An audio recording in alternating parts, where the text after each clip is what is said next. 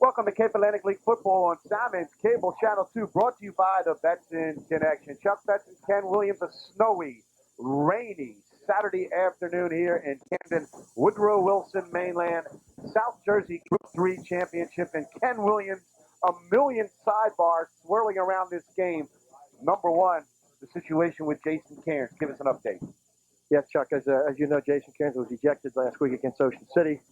State rule says that if that's the case, you miss that game, you're ejected from and the next game, which is today. There's no appeal process with the state. Therefore, the mainland people took this to the courts this week. They had an injunction filed on Wednesday. They had a hearing yesterday in the Atlantic County Superior Court at 1 o'clock, and the judge at that point denied the appeal, at which point the attorneys for Mainland appealed it.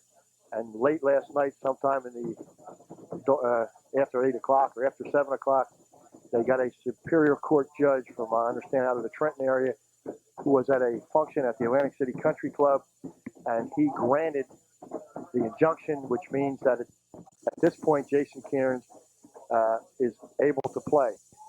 Before the game today, I spoke to Boyd Sands, the NJSIAA executive director, and he says that the NJSIAA will appeal this latest decision All the way to the state Supreme Court. They will take it to the state Supreme Court if they have to. They feel that at this point that they feel that they will win the appeal. Again, I don't know who's going to win what appeals, whatever. But what it boils down to is if Jason Cairns plays today and Mainland wins the game and it is appealed next week, it goes to court and the appeal is upheld, it means the state would win. Mainland will forfeit this particular ball game. All right, so it's a tough decision for Mainland coach Bob Coffey. He's had some prominent lawyers in the community support him all week, taking this case to court. Now it's game time. Ken Williams, before we go to the lineups, what do you do if you're Bob Coffey? Do you play Jason Cairns? Chuck, I don't know, and I really honestly believe that decision should probably be made by the administration. I don't think that's fair to put that decision on Coach Coffey's shoulders. But again, I don't know what they've done. I don't know what has transpired. And we will find out on the first play today whether or not Jason Cairns is in the game. But again, you know, Bobby Coffey has enough to do to coach the football team and get them ready. And to make a decision like that on top of it is very, very difficult. And I guess it's a decision where on one hand you lose, the other hand you win. So it's 6 of one, half a dozen the other, whether or not he should play or not. All right, Mainland comes in looking for its first South Jersey Group 3 title since 1980. There you see the Mustang offense. The tight end Todd Michael, the tackle Bill Brown, the guard Greg Stoll, center TJ Wolf, guard Matt Levinson, tackle Bud Broome, split end Dave Clement, fullback Tony Tedeschi, wingback John Stone, halfback Tony DeSalle, and the quarterback Jeff boy, the Mainland Mustang offense put up 21 points last week in defeating Ocean City in the South Jersey Group 3 semifinal. There you see the Mustang defense. At the end, Marcus Perry to tackle Ryan Herrigal, the other tackle Pat Markowitz, and Dustin Grande. The linebacker Casey Heenskirt, Nick Wagner. We have Matt Cuzio in there. We think it'll be Jason Cairns. We'll have to wait and see. Kenyatta Brown, Cornell Davis, Brad Eisler, and Tony DeSalle. They ran out the Mainland Mustang defense. Now that defense is going to change, Chuck. This was early in the week. If Cairns doesn't play, it'll probably be Chris Broome and Cuzio in there. But from what I understand, Mainland is going to use a 4-3 today, which is something they have not used all year. And in the 4-3, that'll give them 4 defensive backs. In the secondary, it'll give them 1 backer inside. So that lineup that you just saw defensively will change, and we'll update that as we go. All right, let's look at this powerful Woodrow Wilson offense. They can put up points. The tackle, James Brown, the guard, Jack Turner. The center, Brahim Wynn, the guard, Kareem Cooks. Tackle, Yasir Thomas. The wide receiver, Dave Trinidad. Other wide receiver, Jeff Love, William Spearman, and Jason Hernandez. That's wing, halfback, Kyle Wallace. And the quarterback, he has the state record for touchdown passes in a career, David Goury. And this will be an offense, Ken, we have not seen all season. First, we'll run down the defense. At end, Yasir Thomas, James Brown, Jackie Turner, Dave Robinson, Kareem Cooks, Brahim Wynn, Wesley Robinson, Kyle Wallace, Kenny Mahan, Anthony Carter, Ronald Fluin. Ken, this is the run-and-shoot offense. Now, today, it's going to be difficult to run with snow and rain and mud and everything else. But what kind of problems will this present for Mainland's defense? I think whether it's a wet or dry field, it's going to pose problems, Chuck. They run a 4 wide-out set. They will go twins to each side. Occasionally, the majority of the time, they will run trips to one side, and they will put number 9, David Trinidad, to the single side. He is an excellent receiver and an excellent deep threat. This team is extremely well coached. Coach Darrell Wilson was in the Canadian Football League for 4 or 5 years, has done an outstanding job. This might be one of the better coached teams in South Jersey. So not only do they have some fine talent, but they have some excellent, excellent coaching. They will throw the ball. They will put the ball all over the field. Their tailback, who everybody seems to disregard, Kyle Wallace, a sophomore, has 1,100 yards. So they will run the draw. And I think that if Mainland uses a 4-3, I think you'll see a lot of running from Kyle Wallace, because I think that in that 4-3, it's going to stop that passing attack, but they may have some problems against the run. All right, you see the Mainland Mustangs get ready to take the field here at Woodrow Wilson High School in what should be a classic South Jersey Group 3 championship. We mentioned David Goury, the quarterback here at Wilson. His career stats, Ken, he's put up 657 passes, completed 337 for 5,673 yards and 63 touchdowns. Impressive stats. But there is another stat we have to point out. Interceptions. He's thrown 41. This Mainland defensive backfield led by Brad Eisler has been opportunistic all year. Interceptions could be a key today for the Mainland Mustangs. Well, when you put the ball 50, 60 times a game, you're going to have them. His touchdown ratio versus interceptions is very good. 63 to 41 is pretty good. He has 2,244 yards this season. He had 282 last week against Deptford. A lot of people think that with this run and shoot that they try to go deep. Their probably best receiver is William Spearman, who's a possession receiver, and he tries to catch the ball underneath. So they will catch the ball short, and they will run with their athletes and turn them into big plays. And I think that's what you're going to see here today, Chuck. All right, and we're having the coin toss now at the center of the field. I want to congratulate Woodrow Wilson, Ken. This is just a horrendous day. They've done a terrific job getting this field in playable shape anyway. Yes, Chuck, there was a lot of snow. They had a makeshift tarp on this field. They anticipated the snow last night. We talked to the head groundskeeper this morning. He said when he got out here at 6 o'clock or 7 o'clock, whenever it was, he had himself 2 helpers and a broom. And in the meantime, they went out and they've gotten a lot of people out here, and they've gotten some trucks, and they've really done a fine job clearing this field. All right. We're bringing it here to you. South Jersey Group 3 Championship. Ken, the last time Mainland won in 1980, they beat an Overbrook team. You were on that coaching staff. Do you remember anything about that football game? I remember it was at Overbrook. I remember we were losing. We came back with a touchdown late in the game. They anticipated an onside kick, which we did not give them. We kicked it deep, and they only had one deep receiver, which was Mumford, who went to Penn State. The ball bounced in front of him. We recovered and went on to score a second touchdown and win that ball game. All right, now let's pause for our national anthem.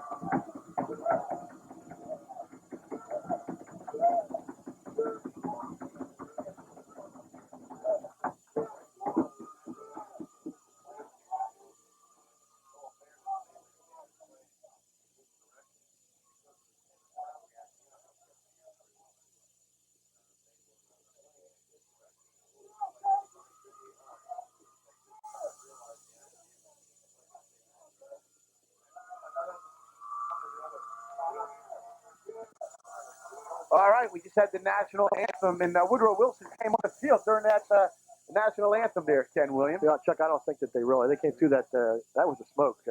Mainland has a little smoke machine. That was a big one, Chuck. They came through that smoke screen over there. I don't think they realized that the national anthem was being played till they got to this sideline, at which point they stopped and took their helmets off. So.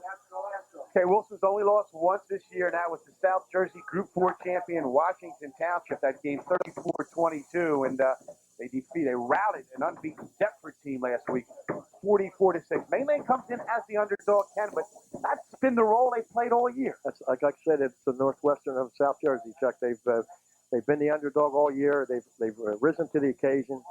They have real good team speed, which was a big plus last week. I think that was the difference in the games with Ocean City. I think they had overall team speed was much better.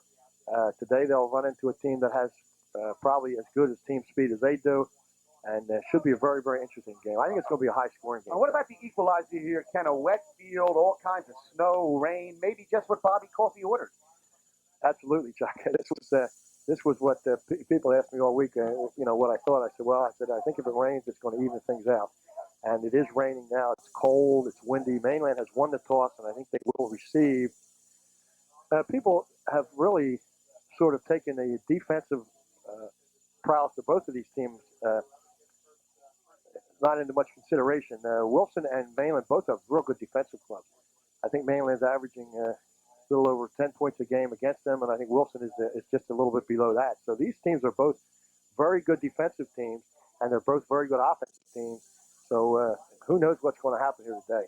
All right, we're getting ready to tee it up for you. South Jersey Group 3 finals. The only 2 high schools left playing in the state of New Jersey is Group 3 had 6 teams in it, and as a result, we're playing into December, and that's why we have this kind of weather, although yesterday was gorgeous, just couldn't catch a break with the weather today. But Ken, when you look at it, this field is not in bad shape. Now, there you see on your screen, Matt Cuzio, 65, and Chris Broome, 54. They will be the 2 individuals who, if Jason Cairns does not play, they will be the 2 individuals that will fill his spot. I don't think the field will be that much of a factor, Chuck. It's not too bad. It's not really muddy. I walked on it. There are a couple puddles. I walked on it before the field. Down from the 25-yard lines in, it's a little slippery because of the ice that's still on the field. But I don't think it's going to have much of an effect. All right, we got some rain on our cameras. We apologize. We're going to do the best we can. John Stone fields a kickoff on the run, and he's taken down at about the 32-yard line, where it'll be 1st and 10 for the Mainland Mustangs. And it's going to be very tough to give yardage today because the numbers that are there are obscured, and we're going to have to look to the other side where the markers are. So bear with us a little bit when we try to give you that field position. Looks like the 32 is where Mainland will put it in play. 1st and 10 on a windy, rainy, snowy day here at Woodrow Wilson High School. Jeff Boyd brings them out.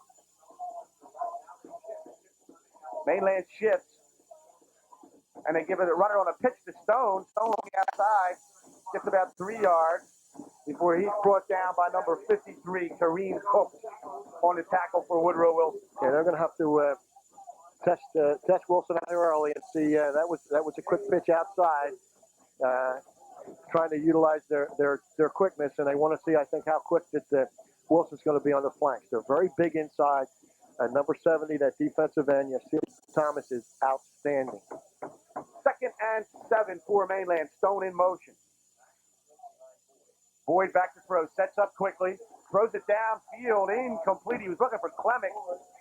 Clemick had coverage and never really got to the football, as number 7 was all over him. Kyle Wallace that time. Ken. Yes, they tried to throw a straight. Yeah, Clemick he never got there. That was pretty good defense on the part of the defender, Kenny Mahan from Woodrow Wilson. All right, 3rd down passing situation for Mainland. Call it 3rd and 8. They give it on a crossback to DeSalle. DeSalle's got room. He's at midfield. He has a 1st down across the Woodrow Wilson, across the 50 into Woodrow Wilson territory. 1st down for the Mainland Mustangs on the cross-buck trap. They felt, I think, coming in, the counter game might go. Okay, there's the first. And we apologize for that rain. We're doing the best we can, people. There you see DeSalle. taking it off the right side. Yeah, they thought that the counter game would go, and that's, I think, what they're going to try, a little misdirection to try to offset the quickness of the Woodrow Wilson team. There's a pitch to DeSalle. He runs outside and gets about 3 yards. Cody DeSalle. He's been a workhorse here early, Kenny. Yeah, he's a bread and butter player, Chuck. He's just an outstanding individual. He's the only player that goes both ways. He's done exceptionally well this year, and I'm sure that he has a bright future ahead of him in the next 4 years, wherever he decides to attend college. Second down and 6. Mainland has it in Woodrow Wilson territory at the 45-yard line. Here's Jeff Boyd. His stats on the year. They go in motion with Stone. Boyd's back to throw. He's looking downfield for Clemick. He has him in the flat. Incomplete. Just through his hands. Had him at the 20-yard line. And the ball went through his hands. That was created a third down. That was counter action again, Chuck. And he bootlegged to the right, and he had Clemick open, but number 22, Anthony Carter, stepped up in there and got a hand in there and recovered very nice. But he had him open at one point there, Chuck. Did have him open. Just missed converting on that play. Another big third down for Mainland on the first drive of the game for the Mustangs. 3rd and 6. The football at the Woodrow Wilson 46-yard line.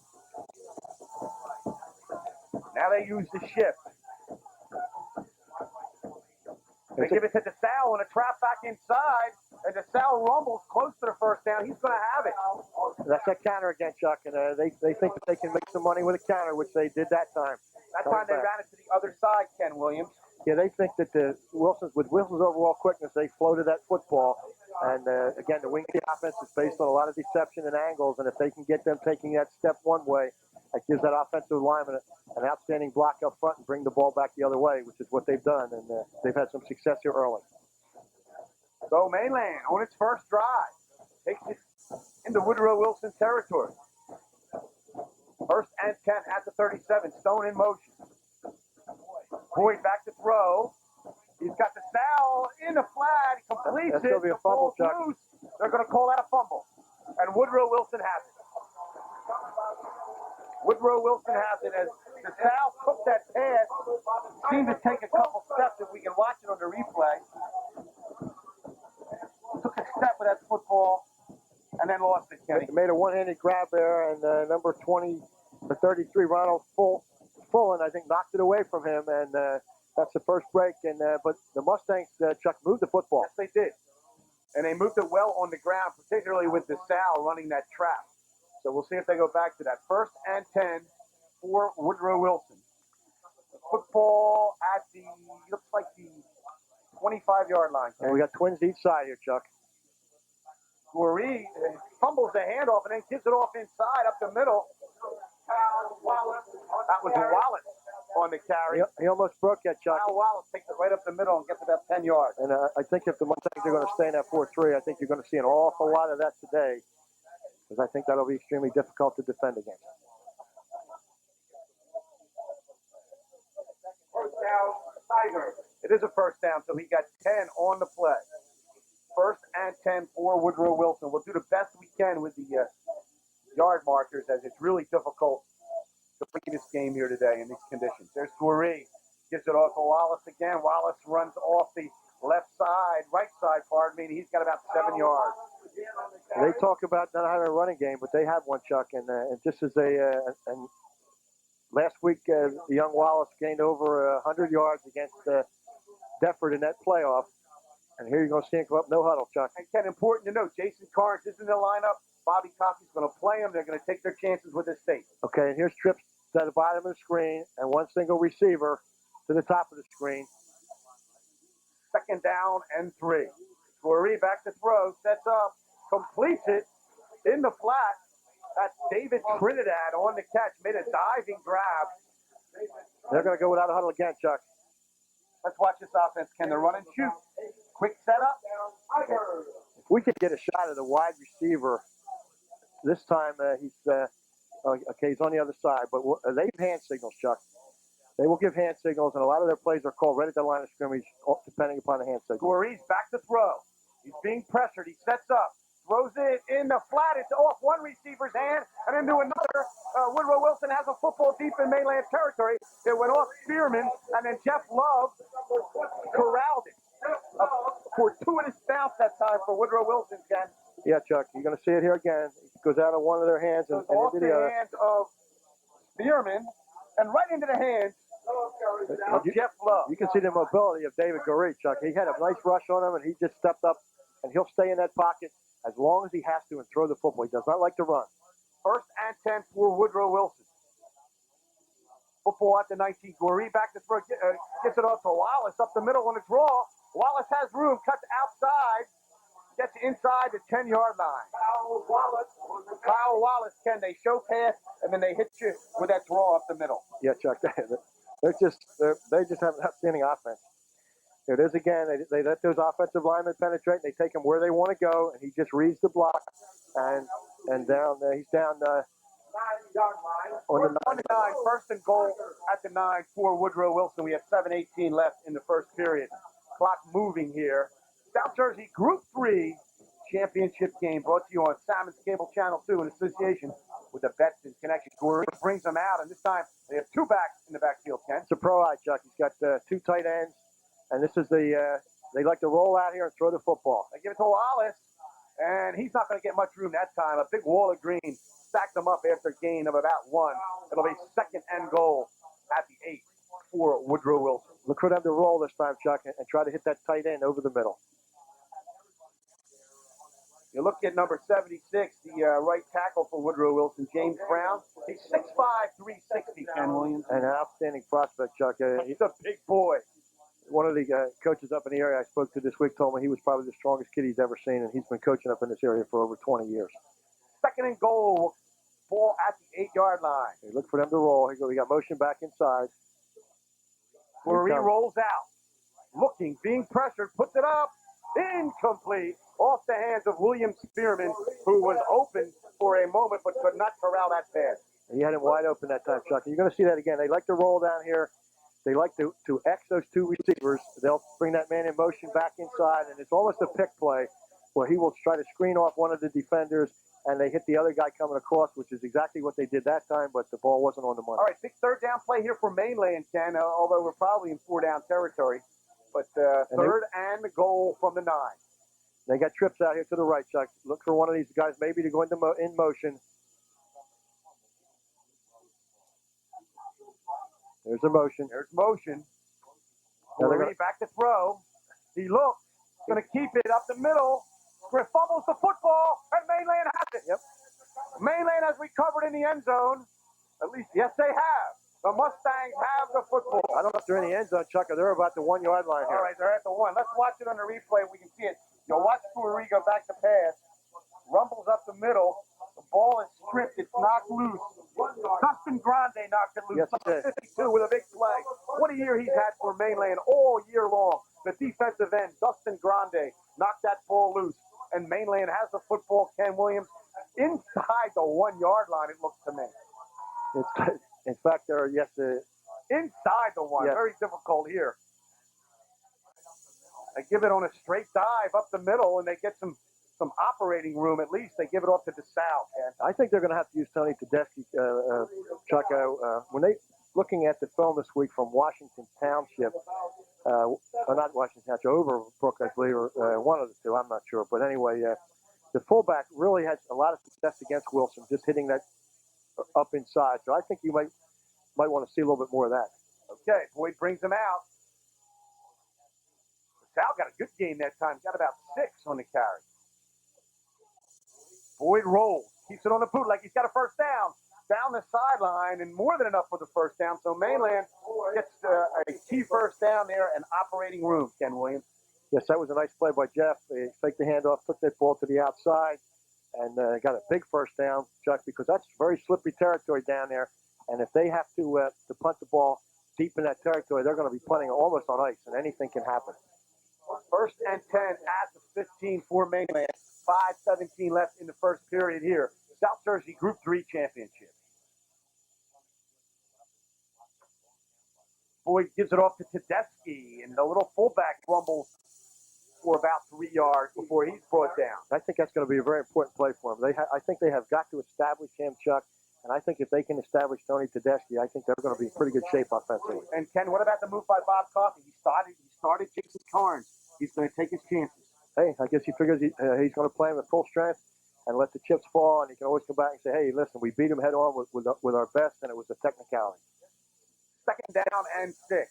They give it to DeSalle. DeSalle's going to be thrown for a loss. It broke one tackle, but couldn't get away from another tackle. It's going to be a loss of about 3. Big third down situation here, Ken. Loss of about 3 yards. Third and 9 for Mainland.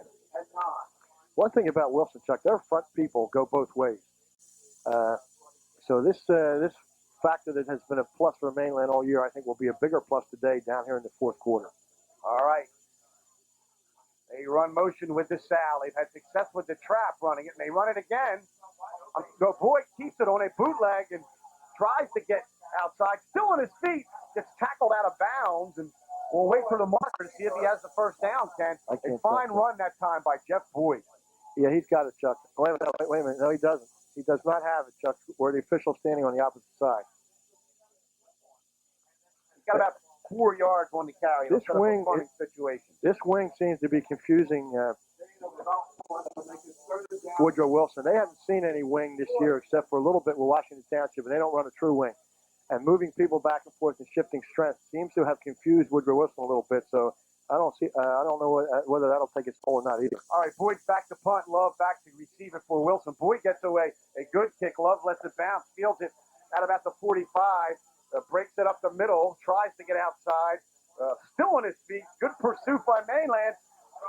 Love still on his feet. Cuts it back. Now has some room. And after running about 40 yards, he's going to gain 5 on that return. There were some hellacious blocks on that, Chuck. Number 82 from Mainland really took a hit. That was Todd Michael came back, and I believe it was Kenny Mahan just laid him out that time. First and 10 for Woodrow Wilson. 3:37 left in the first period. On just a horrible day. Rain and snow and wind. They obviously wanted to play this game because they thought it might be worse tomorrow, Ken Williams. Of course, you're watching this Sunday night, so you'll know how cold it is tonight. First and 10 for Woodrow Wilson. Okay, this time we have twins each side, Chuck.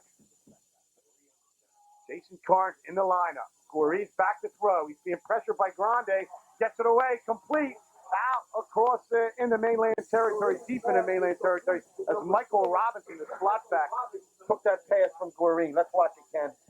Nice play, Chuck. He fakes the handoff, rolls to his left, sets himself and fires that ball to Robinson.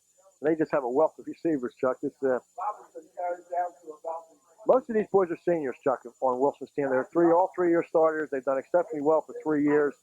And this is the year that they figure they're going to win it all. First and 10 for Woodrow Wilson. Goree back to throw again. Rolls out, being pressured by Marcus Perry. He gets it away, complete in the flat to Spearman. Spearman down the sideline, jumps out of bounds, and he'll have a first down for Woodrow Wilson. Yeah, these kids, Chuck. Let's watch Goree does a good job of getting away from Marcus Perry this time. Perry had good pressure. You'll see him come up here, and he gets it away to William Spearman. In the last 3 years with these kids, Chuck, back in last year they were 7-2. The year before that they were 7-2, and the year before that, back in 1992, they were 8-1. So they've lost 5-6 games in 4 years.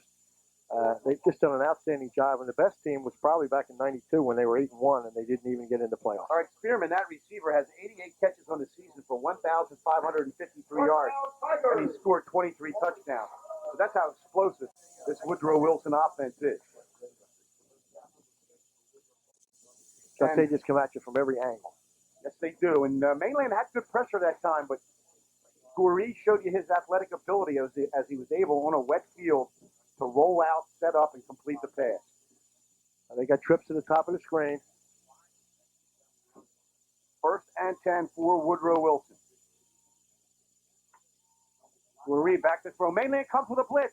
Goree gets it away, incomplete. Mainland came with a blitz, and Goree tried to find Robinson in the slot, but it was incomplete. That time they sent Casey Heemskirk and Jason Cairns on the blitz, Ken. He's tough to get, Chuck. I understand he does not like to run the football. He has great feet, as you can see. He's got a lot of quickness. And I guess to throw 63 touchdown passes in your career is quite a feat. I mean, it's a state record and just an outstanding athlete. Second down and 10 for Woodrow Wilson. 2:39 left in the first period here. South Jersey Group 3 Championship. Goree back to throw. He's set. He loads in the end zone. Incomplete. Incomplete intended for Jeff Love. Perfect coverage that time. By Tony DeSalle, I think, had that coverage, Ken. Yeah, he did. It very well covered. He did have, I think, Chuck number 10 that time. Spearman was open to the top of the screen, but he didn't see him. He rolled the other way. Tough throw to throw back. But with so many receivers out there, if you give him time, he's tough to stop. Third and 10. I'm waiting to keep an eye on the different defenses Mainland is using out here today. Okay, they're in a 4-3 this time again, Chuck. This is what they were using before. I would not be surprised if we didn't see the draw here. Goree back to throw, and he gets him off on the draw. That's Wallace. Ken, you called the play, and he fumbled, but the officials ruled him down. The ball came loose, but the officials ruled that Wallace was down. So that play will stand as he got about 8 yards on the play. It's a 4th down and 2. Big 4th down play here, Ken. 2:10, clock running in the first period. Okay, I would not be surprised if you see Goree roll this time and maybe keep the football. Either that or they're going to run that draw. I don't think they'll take a chance of putting it up. We'll see what they do, because they're basically a passing team. See if they have a power running game. They got trips to the side, Chuck. Goree's going to give it to Wallace. He has the first down, carries 3 players on his back.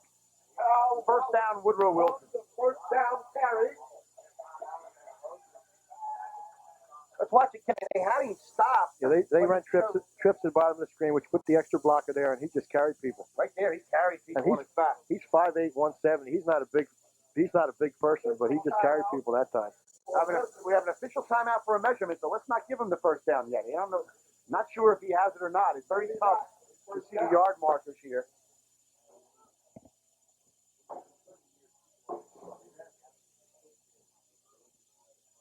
See the officials bring the chains over. Ken Williams standing on a chair now, doing the game. First down, he did get the first down. First down, Woodrow Wilson, 1:42 left in the first period. We are scoreless here. South Jersey, Group 3 Championship. Top of the window, Chuck. You can see out of the bottom of the window is all rain. And we apologize. Our camera crew's doing the best job they can out here. It's just a miserable day to do anything, much less play a football game. Now this will open up their red game offense, Chuck. And again, they're at the 12, so they can get it first. Goree back to throw. Now he's going to scramble down their right sideline, and Heemskirk pushes them out of bounds. He's pretty close, I think, Chuck. He's down to about the 6, Chuck.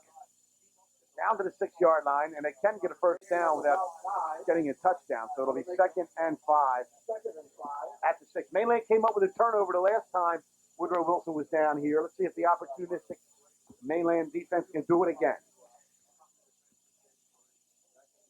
I talked to one of the coaches up in the area this week, Chuck, and he felt the key to beating Wilson was to keep Goree in the pocket and don't let him run the football. And he's run the football in this first quarter. Yes, he has. And he's shown the ability to scramble. Goree back to throw. He's looking, throws it incomplete out in the flat, intended for Trinidad, and he had him open, Chuck, but he short hopped that ball. He could not square his shoulders and throw it when he wanted to. He was on the wrong foot, and by the time he did get the ball off, the defenders were there, and he threw the ball low. 3rd down and 5 for this Mustang defense. Seems to have been in the shadow of its own goal line this entire period. There's David Goree. You see what he did last week against Deptford, 282 yards. 63 career touchdown passes. That is a state record. Chuck, I think he needs 250 today to set another record. I'm not positive, but he needs 250 yards today to set another record. South Jersey record set by Foley of Cherry Hill.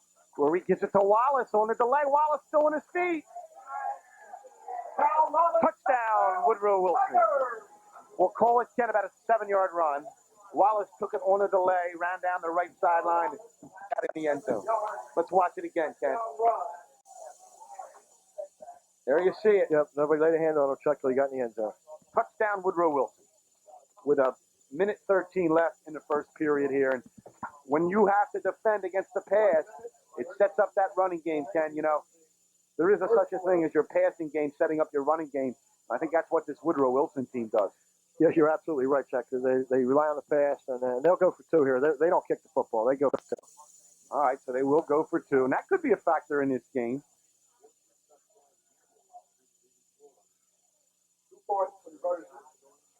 Guerre brings them out.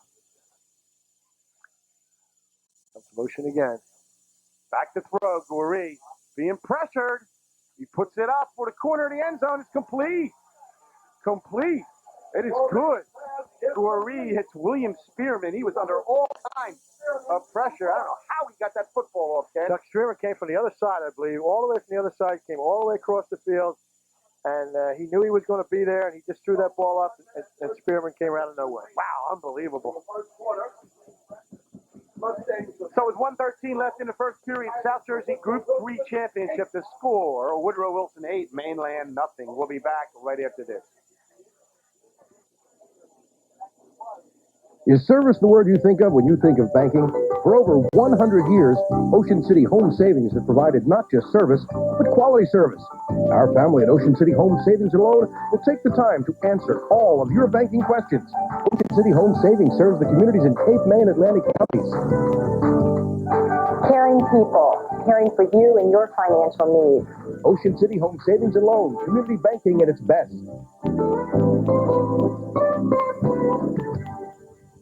Ocean City Home Savings and Loan is a proud sponsor of the Mainland Regional High School National Honor Society Golf Tournament every September. Ocean City Home Savings and Loan also sponsors the Cheryl Davis, Ron Moretti Jr., and Dixie Howell Golf Tournaments, which both benefit Ocean City High School students. Extreme mountain biking, 45 miles an hour. Did it. 65 miles an hour. Done it. Blindfolded. Been there. Then a 4,000-foot vertical drop. Tried that. All while slamming a dew. Nothing's more intense than slamming Mountain Dew. Oh yeah, no shoot. Just kidding. Decent. Start the holiday season off with a sub tray from Saka Subs. Get $3 off on a small or medium sub tray and $5 off a large sub tray during the holidays. Watch your local papers for tray saving coupons. Saka Subs has 2 locations to serve your holiday needs. 926 Asbury Avenue in Ocean City, 521719 Ventnor Avenue in Ventnor. Dial 525-0460 for Sacco's Ocean City and 823-2552 for Sacco's Ventnor. Saka Subs is celebrating its 26th year of business. Try the Saka cheesesteak or the Saka special, and there's kids' meals as well. Sacco's also has vegetarian subs and chicken subs, and Sacco's offers prompt delivery service. Saka Subs is proud of the way the Ocean City and Mainland football programs have won on the field this season. Saka Subs knows all about winning ingredients, as the Saka Subs family has been serving subs in the greater Atlantic City area since 1947. When it comes to your realty needs in Ocean City, nobody scores more points than Monahan Realty, a family-owned business operating in Ocean City since 1947. Monahan Realty specializes in sales, summer rentals, condos, and homes. From beachfront to bayfront, Monahan Realty has Ocean City covered the way a Red Raiders defensive back blankets an opposing receiver.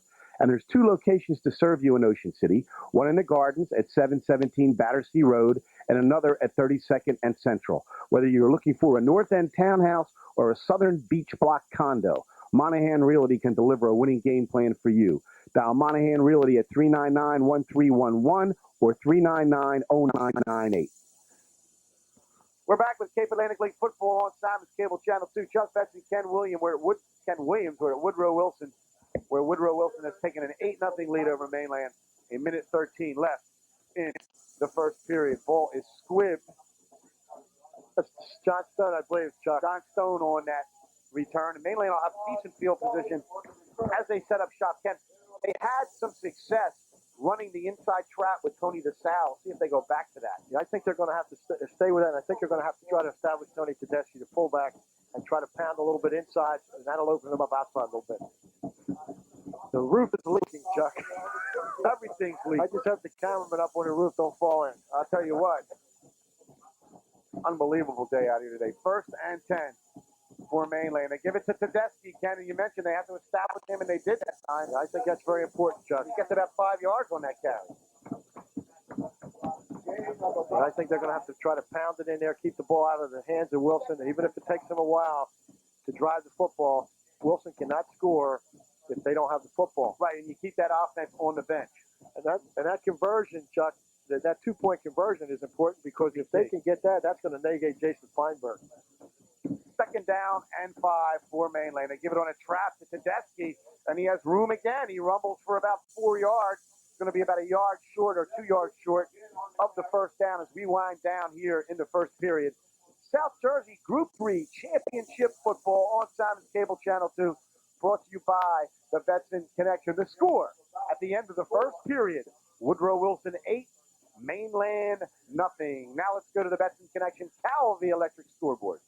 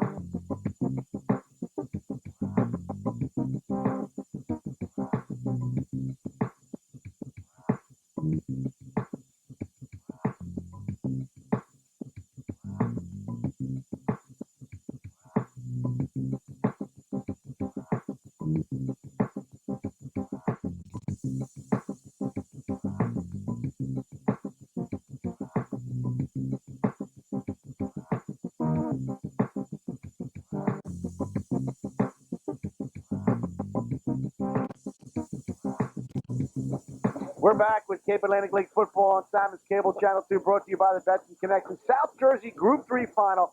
We played one period. Woodrow Wilson leads at 8-0 thanks to a touchdown run by Kyle Wallace, about an 8-yarder. And Mainland has had some opportunities. They've moved the football. They've twice been in Woodrow Wilson territory, but turned it over on a fumble on their last series. But Ken, the Mustangs are moving the ball pretty well on the ground. Yes, they are, and I think that's important. I have to say it. They must have heard me when I said they got to use Tedeschi because As soon as you said that, he ran him. because I think that's important. I think they have to stay with that. 3rd down and 1. Big play here for Mainland. They want to keep possession of this football as we get ready to open the second period. And they give it. Boyd keeps it on a bootleg. He's got room, plenty of room, more than enough for the first down. And it takes it all the way inside the Woodrow Wilson 40-yard line. Real nice play that time by number 70, Bill Brown. It allowed him to get outside. He handled that big defensive tackle that time and did a real nice job allowing him to get outside.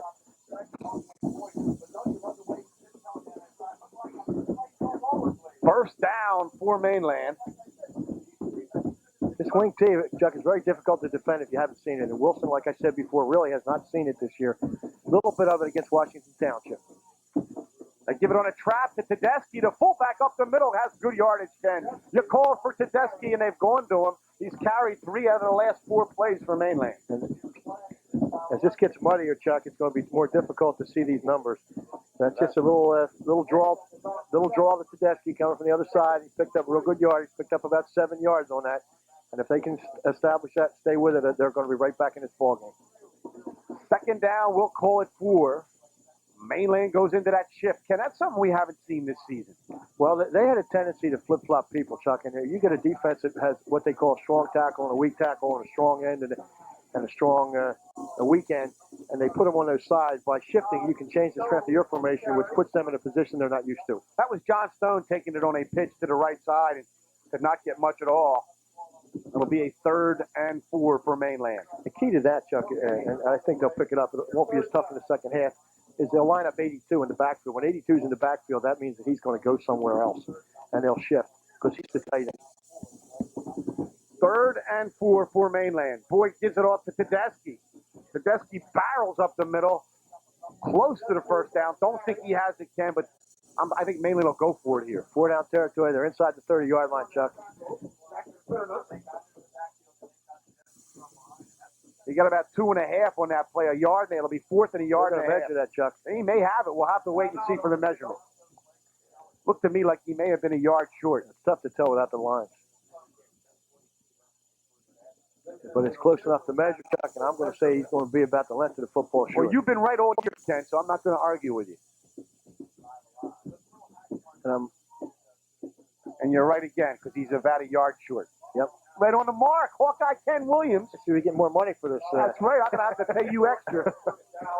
I think that John Rakowski called that for you. We have a new spotter up Got the mainland swim coach up here. It's appropriate.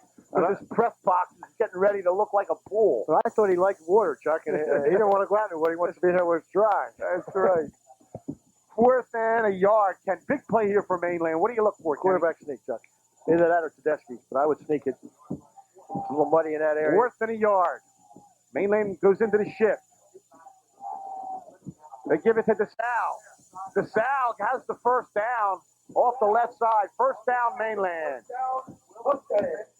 And Mainland moving that ball well on the ground, Ken. And not only does that, get yardage for you, but it keeps Mr. Goree and company on the bench. That's important, Chuck. You're not supposed to score unless you have the football. So we're doing the best we can with our cameras out here, people. We apologize for the rain, but very difficult circumstances in which to work. First down for Mainland. Boyd gives it. That's John Stone off the right side, and John Stone gets about 8 yards for Mainland. That was a big play against Brick. The same play he scored a touchdown on, and a touchdown against Ocean City, I believe, was the same play. Went off tackle, probably give him about 6 on the carry. Very tough to see. And Ken, in this part of the field, it's really muddy down there. Yes, as you get inside the 20-yard lines, it's very muddy. That's where the ice and the snow was left that they couldn't get off. And it must be raining pretty hard, Chuck, because the big old fellow just went up in front of us here. All right, they give it to DeSalle on the crossback, Tony DeSalle, and he's stacked up as number 53 for Woodrow Wilson. Kareem Cooks on the tackle. Except about a yard. It's going to be 3rd and about 4, Chuck. It'll be a 3rd down, Ken, and let's see if they come back to that trap that they've run well. I think they'll have a go to DeSalle off that left side again, Chuck. They had some good yardage on it last time. Either that or the bootleg with Boyd. 3rd and 4 for the Mustangs. They trail at 8-0. They give it to Tedeschi up the middle on the trap, and the fullback, Tony Tedeschi, barrels his way for the first down. That was that trap, Ken. Yes, it was, Chuck. He showed the ball and come back in and trap that. It's a little inside trap, and they've had a lot of success with that. First down for Mainland. They're at the 11, Ken. They can get a first down. 1st and 10 at the 11. An official's timeout for equipment here, number 52. They'll have to come off for an equipment. That's Braham Wynn, inside linebacker. He's one of their best defenders, too. Inside backer. They'll have to come out for this play. Correct, Ken? Unless they can, they put Wes Robinson. Unless they can make that correction right away, with the equipment, they'll take him out. All right, here's a play from Bobby Coffey. Joe Morrow in the game with a play from Bob Coffey. Let's see if Mainland wants to put it up here. They run that trap again to Tedeschi, and he barrels his way close to the goal line. No signal yet. I'll tell you what, Chuck, they're getting a real big split between the center and guard on that left side, and that's exactly where they're running. Yes, they are. And they have a first down. Well, they're going to measure for the first down. Let's watch the replay. See that split between look the guard? Yeah, look at that big split. And that's where they're running Tedeschi right behind in there. And they're just moving out with that split, Chuck, and all that does is that allows them, that gives them a little bit more room to run because the defensive man is outside a little further.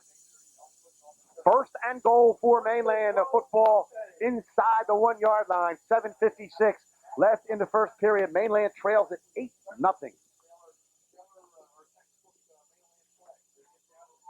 The trap has been effective, the most effective weapon for Mainland in this first half, Ken. And good pulling guard movement by the offensive line. Let's see a straight ahead probably here, Chuck. They're down on the 1-yard line. See if they go with Boyd on a quarterback keeper. Down it. They didn't do it last time. I wouldn't be surprised if you see Tedeschi again straight up. Mainland goes into the shift.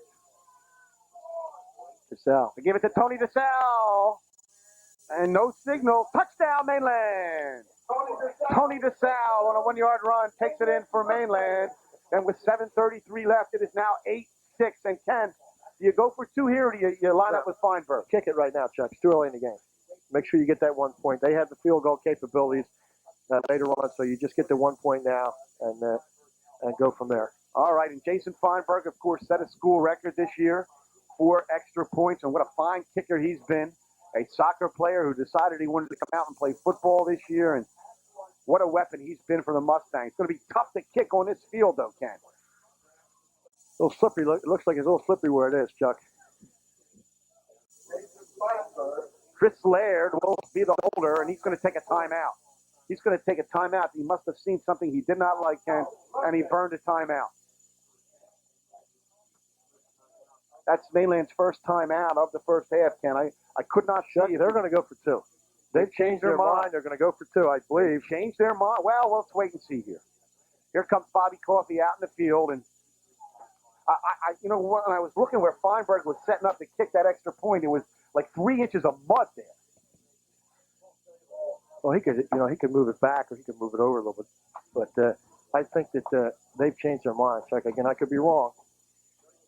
They're going to go for 2, Ken. They're going to try to match Woodrow. Woodrow, of course, on that athletic play where Goree was under pressure and threw that ball up. And I think it was Trinidad who ran that down on the 2-point conversion. Was that correct? Yes, it was. Number 10. 10 is Spearman. That was Spearman who made a great play on that 2-point conversion. Chuck, what they did that time, I think, was they set up in that trick extra point play where they line him off to the left side. And I think maybe what they had attempted to do was to see if Wilson covered it. If they didn't cover it, they were going to go for 2 that way. And in the particular situation, they did cover it. So at that point, they called a timeout. Now they're going to come back and go for 2 with their regular offense. Mainland's going for 2. Boyd fumbles the football, and it's going to be no good. Jeff Boyd fumbled the snap from center, and the 2-point conversion is no good. So it's 7 minutes and 33 seconds left in the second period here on Simon's Cable Channel 2's coverage of Cape Atlantic League football. South Jersey Group 3 Championship. Woodrow Wilson 8, Mainland 6. So we'll be back right after this. We've got breaking sports news on the Betson Connection from the Summers Point Circle. Fiorio's Circle Cafe is called an audible at the line of scrimmage. What was once a dance club has been transformed into a restaurant. Chef Hector is now calling the plays in the kitchen, and his wings and things are scoring points for the pregame and postgame football crowd. Fiorio's now has a full menu and serves lunch and dinner from 11 a.m. to 2 a.m.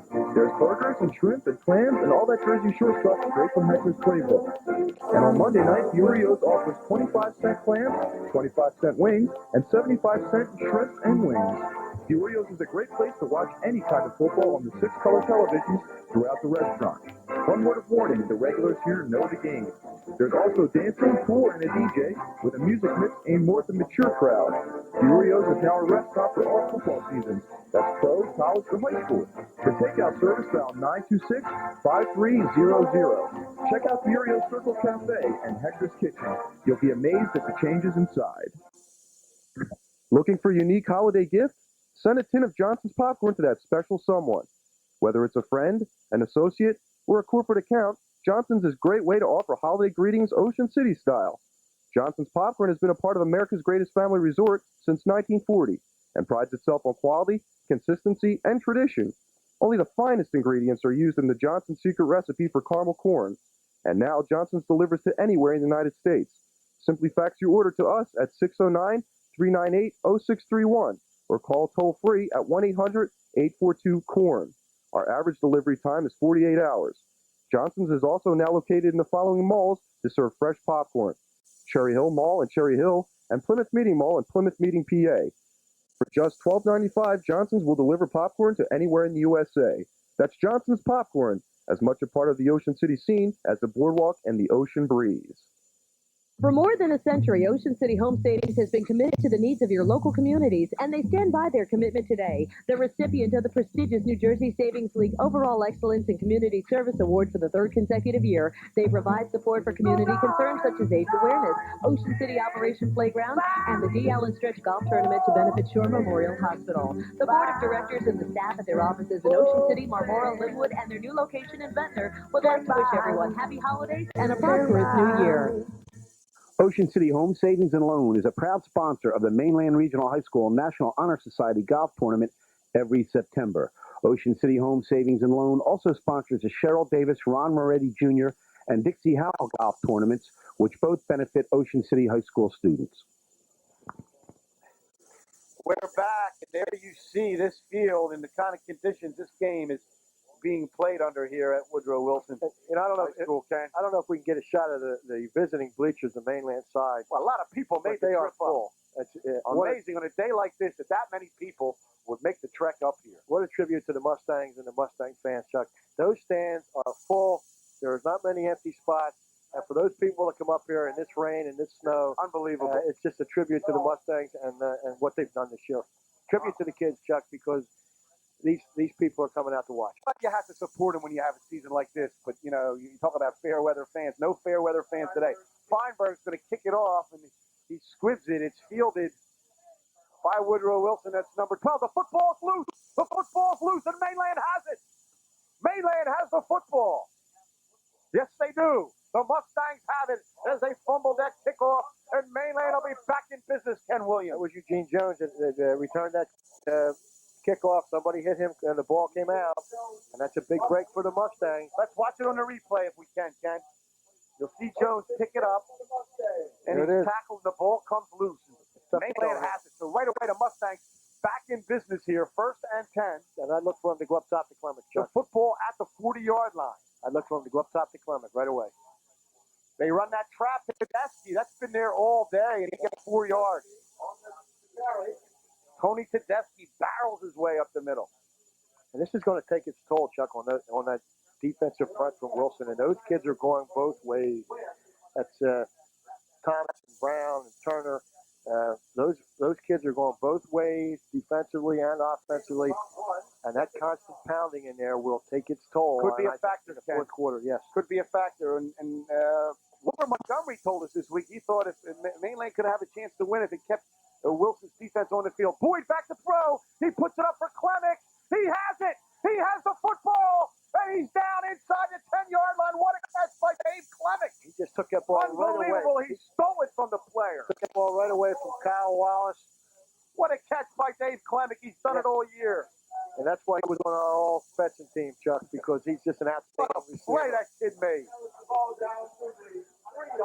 1st and goal at the 3 for Mainland. Boyd to Clemick. That's been the connection all year. Boyd brings him out. He runs the trap to Tony Tedeschi. Touchdown. The big fullback to the end zone. Touchdown, Mainland. Tony Tedeschi on a 3-yard run. And all of a sudden, the Mustangs have struck like lightning. And they now lead it. 12-8. Wow, Ken. Unbelievable. Boyd to Clemick set up the scoring run by Tony Tedeschi on a 3-yarder. And in the mud and in the mist and in the rain and in the snow, Mainland still getting the job done. And it's more like mud now, Chuck. And they're going to go for 2. They have to go for 2. Well, they will go for 2 now because they really have nothing to lose. They missed it the first time.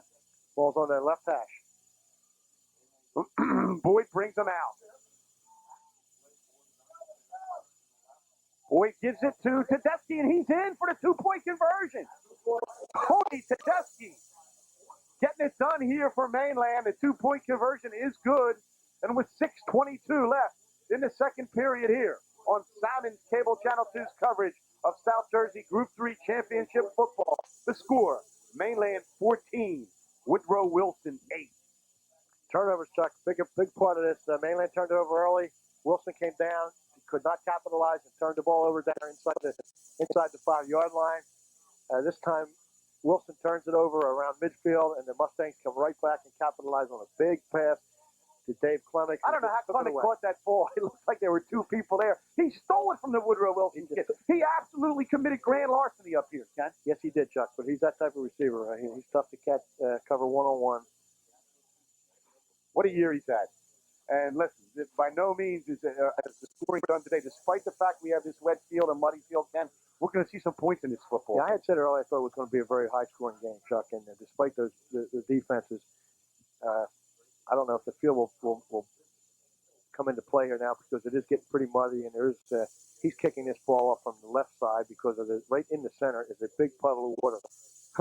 you know, the entire game's almost been played at the right end of the field, Ken. The left end here, pretty much unmarked. The entire game played on this end of the football field. There's been nothing down at this end at all. Really strange. It's like last week, all the scores were at one end except for the very end. 6:22 left in the second period. Feinberg kicks it away.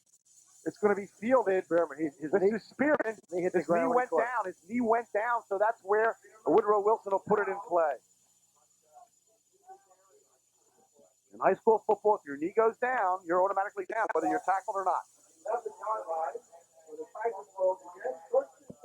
Well, they got a long way to go, Chuck. 89 yards. Yes, they do. They're down at the 11, so this explosive Wilson offense, though, can strike quickly from anywhere on the field, Ken Williams. They have so many weapons. Ken, let's look at what Mainland's doing defensively, and I want you to tell our audience if you can see them making any adjustments.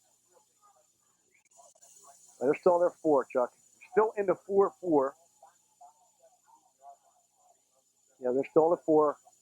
Marie under center. 4 deep in the secondary. He gets it to Kyle Wallace, and Wallace is loose. And he gets about 8 yards. That's what's there in that 4, Chuck. They're going to go 4 deep, and they're covering the 4 outside linemen. It leaves the center uncovered. And not 8 yards. I'm sorry, Ken. Go ahead. Allows him to come out with a one-on-one block against that inside backer, which is Jason Cairns. And depending upon how Cairns can handle the center will depend upon how many yards he gets out of that draw. And Jason Cairns playing. Mainland took it to the limit. They ruled on it last Friday night at the Atlantic City Country Club. They got a appellate court judge to rule that Jason Cairns should be eligible to play today. The state may have taken that to the state Supreme Court, but that's another story for another day. They give it off to Wallace. Wallace off the right side carries a Mainland player about 2 yards and is close to the first down, Ken Williams. Yeah, that was 57, I believe, on that defensive tackle, which is Nick Wagner, who's had another fine year for the Mustangs at that linebacker spot. Ken, do you try to make an adjustment here now? Do you come out of the 4? Wilson's showing this the same play to Wallace. No, because you've taken the big play away, Chuck, and I think that's important.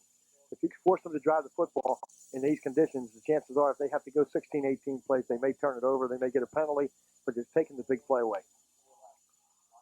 Goree brings them out. Goree back to throw. He sets. He looks. Downfield. It's going to be intercepted by Brad Eisler. Eisler at the 30. Down inside Woodrow Wilson territory. We told you, as well as Goree has played, he has thrown interceptions. And Brad Eisler, the all-defensive back on the Betson Connection team, was right there, Ken. He's been Johnny on the spot all year, Chuck. As ball's a little underthrown, Eisler comes back, makes a real nice interception down the sideline, and steps out of bounds and puts the Mustangs right back in 4-down territory inside the 30-yard line, back in scoring position. What a play by Brad Eisler. Go back to the Holy Spirit game when he took that interception in for the touchdown. 1st and 10 for the Mustangs. They have another turnover. They give it to John Stone, and Stone rumbles off the left side for about 2 yards. Stone on the carry. Again, Chuck, they're in 4-down territory. 4:23. The clock moving. Mainland leads at 14-8, and they're looking for more off the turnover, Ken Williams. They've capitalized on the first turnover that they got, and let's see if they can capitalize on this one. And they've had success, Ken Williams, moving the football on the ground. This offensive line is getting a good surge.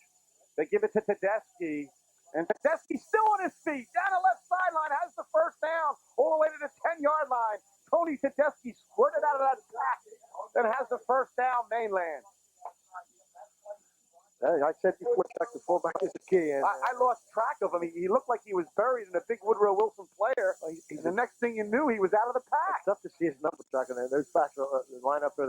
They switch spots occasionally, and it's tough to tell. His number is just obliterated on the back of his shirt. We have an official timeout here for an equipment. Jeff Boyd working on. We'll take a break here with 3:52 left in the second period.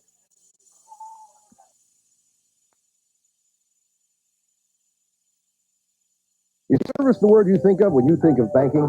For over 100 years, Ocean City Home Savings has provided not just service, but quality service. Our family at Ocean City Home Savings and Loan will take the time to answer all of your banking questions. Ocean City Home Savings serves the communities in Cape May and Atlantic counties.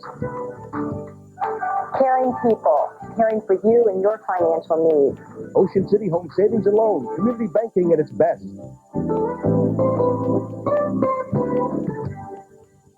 Ocean City Home Savings and Loan is a proud sponsor of the Mainland Regional High School National Honor Society Golf Tournament every September. Ocean City Home Savings and Loan also sponsors the Cheryl Davis, Ron Moretti Jr., and Dixie Howell Golf Tournaments, which both benefit Ocean City High School students. Extreme mountain biking, 45 miles an hour. Did it. 65 miles an hour. Done it. Blindfolded. Been there. Then a 4,000-foot vertical drop. Tried that. All while slamming a dew. Nothing's more intense than slamming Mountain Dew. Oh yeah, no shoot. Just kidding. Decent. Start the holiday season off with a sub tray from Saka Subs. Get $3 off on a small or medium sub tray and $5 off a large sub tray during the holidays. Watch your local papers for tray saving coupons. Saka Subs has 2 locations to serve your holiday needs. 926 Asbury Avenue in Ocean City, 521719 Ventnor Avenue in Ventnor. Dial 525-0460 for Sacco's Ocean City and 823-2552 for Sacco's Ventnor. Saka Subs is celebrating its 26th year of business. Try the Saka cheesesteak or the Saka special, and there's kids meals as well. Sacco's also has vegetarian subs and chicken subs, and Sacco's offers prompt delivery service. Saka Subs is proud of the way the Ocean City and Mainland football programs have won on the field this season. Saka Subs knows all about winning ingredients, as the Saka Subs family has been serving subs in the greater Atlantic City area since 1947. When it comes to your realty needs in Ocean City, nobody scores more points than Monahan Realty, a family-owned business operating in Ocean City since 1947. Monahan Realty specializes in sales, summer rentals, condos, and homes. From beachfront to bayfront, Monahan Realty has Ocean City covered the way a Red Raiders defensive back blankets an opposing receiver. And there's 2 locations to serve you in Ocean City, one in the Gardens at 717 Battersea Road and another at 32nd and Central. Whether you're looking for a North End townhouse or a Southern Beach Block condo, Monahan Realty can deliver a winning game plan for you. Dial Monahan Realty at 399-1311 or 399-0998. Bowling out. Tries to get a block and runs out of bounds. Again, a nice bootleg, Chuck. He didn't have it. He tucked that ball under and went down and picked up a couple yards. It's going to be a second down here, I believe. Got about a yard and a half, so it'll be second and goal, Ken. I think we're at the 7-yard line. Second and goal. Very tough to determine where the football is today out here. We're just doing the best we can. It looks like they're not going to throw the ball because Clement's out of the game. Let's look for that trap to Tedeschi again. See if they've run it successfully all day long, Ken Williams. And they give it to DeSalle. Got the corner. DeSalle's got the corner, and he's in for the touchdown, Mainland. Touchdown, TD. Tony DeSalle takes it in from 7 yards out, and just like that, Mainland now leads it 20-8, and like a green wave of lightning they struck. They sure have. They've come back here with 3 touchdowns here in this period. And they've done it all on the ground, Ken. Let's watch it again. If we can watch Tony DeSalle take it in off the left side. He had plenty of room to rumble. And he has the corner and that left side of that offensive line over there, Chuck. He almost took it to the Ben Franklin Bridge that time. Nobody was near him. That left side of that line over there is under Bill Brown, Greg Stahl, T.J. Wolf, and Todd Michael have done an outstanding job. And Mainland's going to go for 2 here, Ken. The Mustangs will go for 2. Stone shifts. And he set himself, Ken. He went in motion, but then he stopped and set himself. I'm surprised they threw the flag on that play. Yeah, I don't know what Stone left early, but then he set himself for a second. But it's still going to be illegal motion. Somebody must have moved up front, Chuck, because what he did was not illegal. I did not think so. Now with 7 yards to go, do you still go for 2, Ken? You maybe try to kick it here, or you still go for 2? I might, but I think they're going to try to kick it, Chuck. So they're going for 2. This will offset that first extra point if they make it. All right, so they have 7 yards to go now. At a 2, so Boyd comes out. He's looking. He's got DeSalle wide open in the end zone. He's got him. Tony DeSalle for 2 points from Jeff Boyd. And with 3:23 left in the second period, Mainland has stunned Woodrow Wilson Wilson here. 22-8. Let's watch it. The South came out of the backfield. He was wide open. Boyd found him. Successful two-point conversion. With 3:23 left in the second period, the score, Mainland 22, Woodrow Wilson 8. We'll be back with more right after this. We've got breaking sports news on the Betson Connection from the Summers Point Circle. Peorio's Circle Cafe is called an audible at the line of scrimmage. What was once a dance club has been transformed into a restaurant. Chef Hector is now calling the plays in the kitchen, and his wings and things are scoring points for the pregame and postgame football crowd. Peorio's now has a full menu and serves lunch and dinner from 11 a.m. to 2 a.m. There's burgers and shrimp and clams and all that Jersey Shore stuff straight from Hector's playbook. And on Monday night, Peorio's offers 25-cent clams, 25-cent wings, and 75-cent shrimp and wings. Peorio's is a great place to watch any kind of football on the 6-color televisions throughout the restaurant. One word of warning, the regulars here know the game. There's also dancing, pool, and a DJ with a music mix aimed more at the mature crowd. Peorio's is now a restaurant for all football seasons. That's pro, college, or high school. For takeout service, dial 926-5300. Check out Peorio's Circle Cafe and Hector's Kitchen. You'll be amazed at the changes inside. Looking for a unique holiday gift? Send a tin of Johnson's popcorn to that special someone. Whether it's a friend, an associate, or a corporate account, Johnson's is a great way to offer holiday greetings Ocean City style. Johnson's Popcorn has been a part of America's greatest family resort since 1940 and prides itself on quality, consistency, and tradition. Only the finest ingredients are used in the Johnson's secret recipe for caramel corn. And now Johnson's delivers to anywhere in the United States. Simply fax your order to us at 609-398-0631 or call toll-free at 1-800-842-CORN. Our average delivery time is 48 hours. Johnson's is also now located in the following malls to serve fresh popcorn: Cherry Hill Mall in Cherry Hill and Plymouth Meeting Mall in Plymouth Meeting, PA. For just $12.95, Johnson's will deliver popcorn to anywhere in the USA. That's Johnson's Popcorn, as much a part of the Ocean City scene as the boardwalk and the ocean breeze. For more than a century, Ocean City Home Savings has been committed to the needs of your local communities, and they stand by their commitment today. The recipient of the prestigious New Jersey Savings League Overall Excellence in Community Service Award for the third consecutive year, they provide support for community concerns such as AIDS awareness, Ocean City Operation Playground, and the DL and Stretch Golf Tournament to benefit Shore Memorial Hospital. The board of directors and the staff at their offices in Ocean City, Marlboro, Linwood, and their new location in Ventnor would like to wish everyone happy holidays and a prosperous new year. Ocean City Home Savings and Loan is a proud sponsor of the Mainland Regional High School National Honor Society Golf Tournament every September.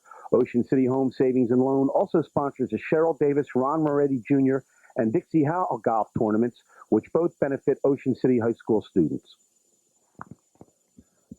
We're back with South Jersey Group 3 Championship Football on Simon's Cable Channel 2. Mainland, after trailing 8-0, has stunned Woodrow Wilson here with 22 straight points. They lead it 22-8 with 3:23 left in the second period. Feinberg gets it away, squibs it.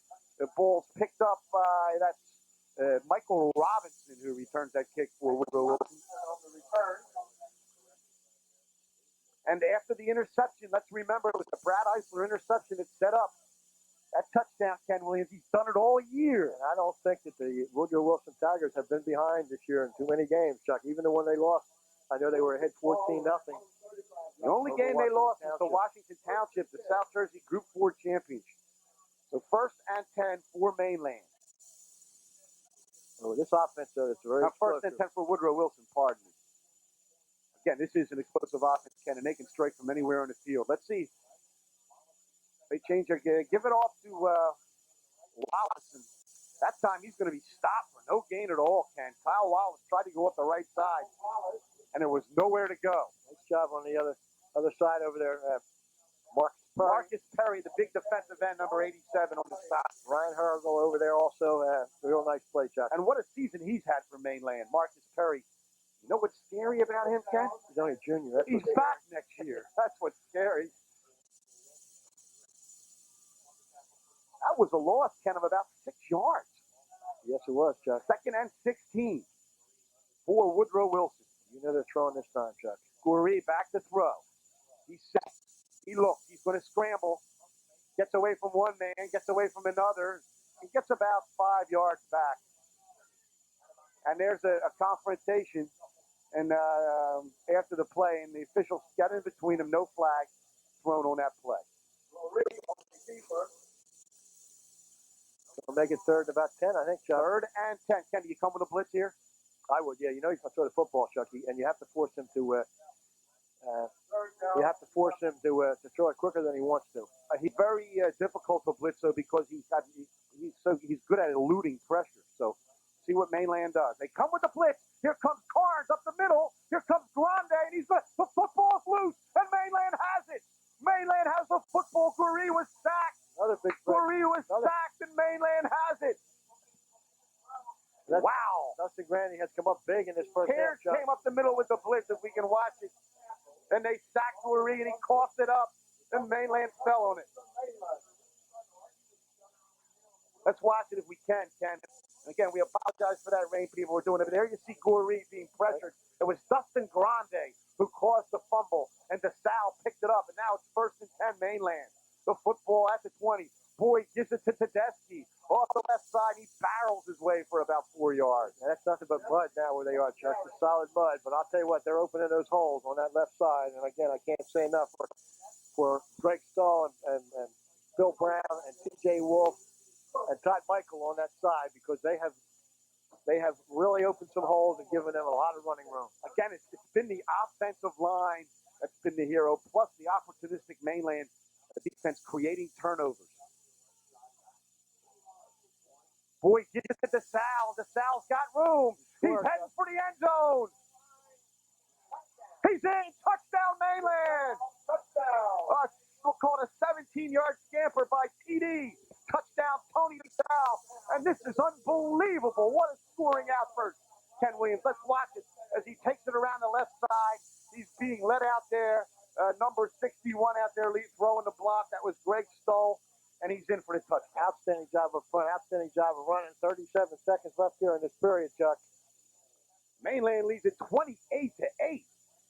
This is almost unbelievable to watch this unfurl like this. A lot of people shocked, Chuck, me included. Well, no one expected this. Again, Mainland came in as the heavy underdog. They've been that way all year. And hey, this game by no means over. This Wilson offense is explosive, but it's going to be tough on a day like today. Feinberg wanted to add the extra point. Lear puts it down. It's up. It's good. It's good. Jason Feinberg adds the extra point with 37 seconds left. The score. Mainland 29, Woodrow Wilson 8. A 29-point explosion. They trailed 8-0. They stormed back for 29 straight points. Chuck, and they've done it all in the last 8 minutes of this period. Amazing. Every week I say I've seen everything I can see this high school football season, and we just can't tell you how much we've enjoyed bringing these games on Salmon. Our crew today, again, working under very difficult conditions. I might have to take that Jack Hagan after dinner tonight. What do you think? We'll get Rakowski this spring. Yeah. All right? We got the JR up in the booth. He can't go tonight. He's got a karaoke date, I understand. Unbelievable, because it's not easy, people, get these games on in the first place, but in conditions like this, we have a monsoon and a snowstorm and ice and everything else. It's really difficult, and we're doing the best job we can. Again, we apologize for that rain on the camera. We're trying to get it wiped off as quickly as possible. Jason Feinberg will kick it off, Ken Williams, with 37 seconds left. Momentum has changed, Chuck. And Woodrow Wilson's got to wonder what hit him. They really do, Ken. We're going to kick off on the other hash this time.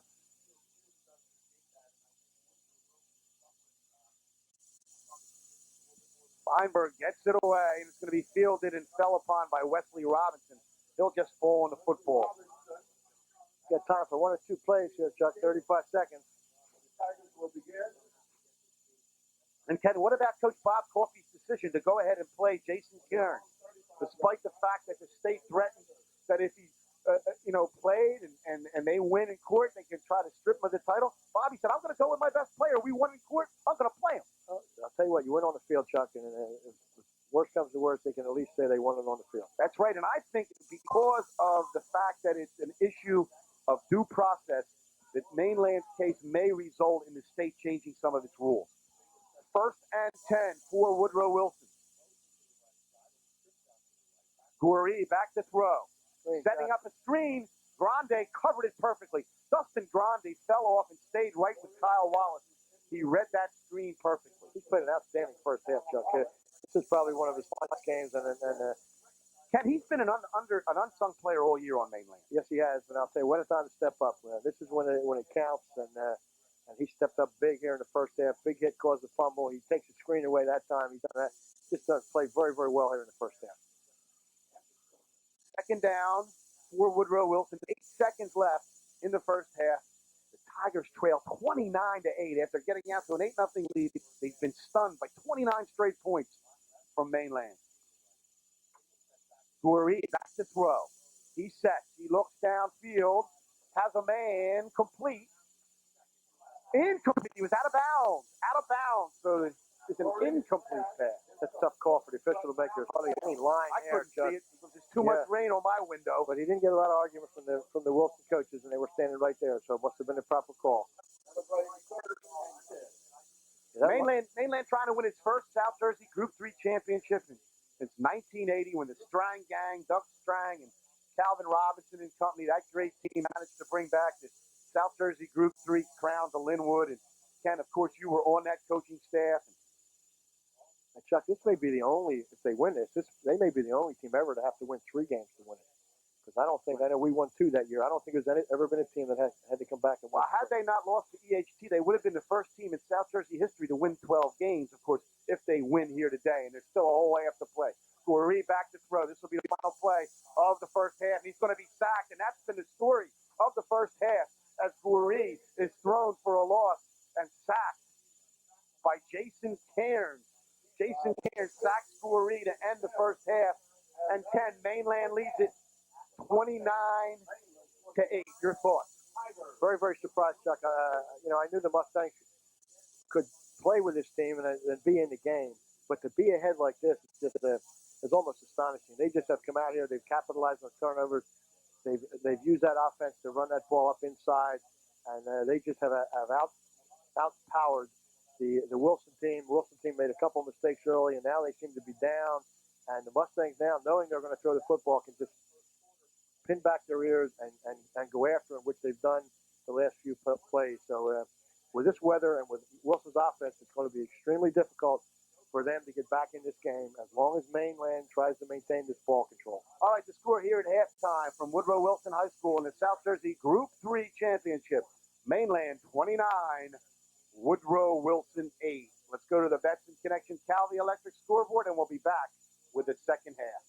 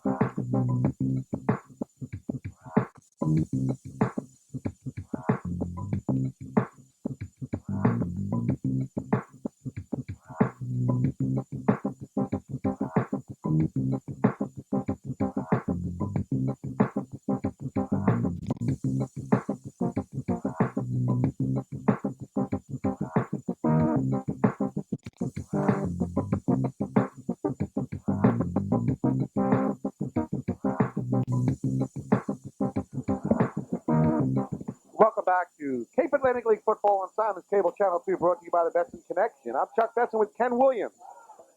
We're at halftime in cold, rainy, snowy, sleety Woodrow Wilson High School, where Mainland has stunned Woodrow Wilson. They lead 29-8. Ken, they trailed 8-0.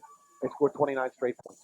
Yes, Chuck, miserable on this side of the field, but as I look across at the Mustang supporters, I think the sun is shining over there. Yeah, it could be a balmy day down in the tropical shores of Jamaica as far as Mainland is concerned. And Ken, what's been the difference? I think from looking at the football game, Mainland's offensive line has whipped Wilson's defensive front. Yes, I have, Chuck. it's difficult to play against the wing tee, especially if you have never seen it. And evidently, Wilson is having a lot of problems. They're very confused up front, and the Mustangs have just dominated that offensive line of scrimmage. When they need the big play, they're getting it. Tony DeSalle comes back and gets 3 touchdowns. Tony Tedeschi has been running the ball extremely well. I think total yardage, the Mustangs are about 202 in the first half. Wilson, I think, is 125. Turnovers were a big factor. Mainland got 2 turnovers on an interception and on a fumbled kickoff on about the 40-yard line, and they capitalized on both of them. But that's the way they've been all year. The most remarkable thing is, to me, is the Mustangs have driven the football. They have not had the big play, which has been their. Well, there was one for Boyd to Clemic that set up, I think, the first touchdown. Yes. The second touchdown, John Wachowski acting as our spotter up here today, correcting me. And Ken, also, Mainland used the turnover effectively in the first half. Absolutely, you have to, Chuck. That's part of the game, And on a day like today, you have to expect the turnovers because it's cold, it's icy, it's wet, it's muddy, and Wilson will get the ball here now and start. All right, it's by no means over. This is an explosive Woodrow Wilson team. We'll see if they can strike back on this field. The ball is a kickoff, a Feinberg kickoff taken by number 10, William Spearman. And talking to Sam Carchidi from the South Jersey edition of the Philadelphia Inquirer, Ken Williams, he tells me that Spearman may be the best wide receiver he's ever seen in South Jersey. And also says, Chuck, you'll see him in the NFL on Sundays in the near future. And he said he has just made some terrific plays this year for this Woodrow Wilson team. And on his career, he has 88 catches, 23 touchdowns. So he's a touchdown maker. By no means can Mainland sit on his lead because this is an explosive Woodrow Wilson attack. Goree brings him out. He gives it off to Wallace, and he tries to get outside. There's nothing there, Ken Williams. Nothing there at all. Dustin Grande was in on that play that time. Kenyatta Brown and Jason Cairns, and all 3 of them got to the outside, and they're just not letting them get to the corner. That's what they call the stretch play, which he takes that ball and hits for that outside spot, and they're just not letting him get there. And a real nice defensive job by the Mustangs. And Dustin Grande has probably played his best football game of the season. He has just been spectacular out here today at right defensive end. Number 52 for the Mustangs. Goree brings him out. 2nd down and 12. He sets up quickly, gets the football away, and incomplete. And it's been that kind of day for Woodrow Wilson. Goree put the ball right in the hands of Jeff Love, and Love dropped it. Love had a big day last week against Deptford, but these conditions are not conducive to Wilson. And talking to people up here in the press box at halftime, they have not played in these conditions except for the second half of Washington Township. And they lost that football game. They did, and they had another Saturday game that it was raining, and they canceled until Sunday. And that's why I saw you doing that rain dance last night in Linwood. Was that you out there doing that rain dance, Kenny? That was me. Or was that John Rakowski? I think both of us. He was in a different spot, though. 3rd and 12. Goree back to throw. He sets up. He looks downfield. He gets it away. It's incomplete. He overthrew his intended receiver. William Spearman was wide open. Goree could just not get the football to him, Ken. It'll be a 4th down in a punting situation, and Wilson really needed to make something happen on that first offensive series and could not, although you can't fault the quarterback on the one pass as it was dropped. That one probably should have been completed. Wet football, Chuck. The ball's liable to sail, and it did on that particular play. And Mainland's going to come after this punt. Goree is the punter. Looks like they may come after it. He's a left-footed punter, by the way, Chuck.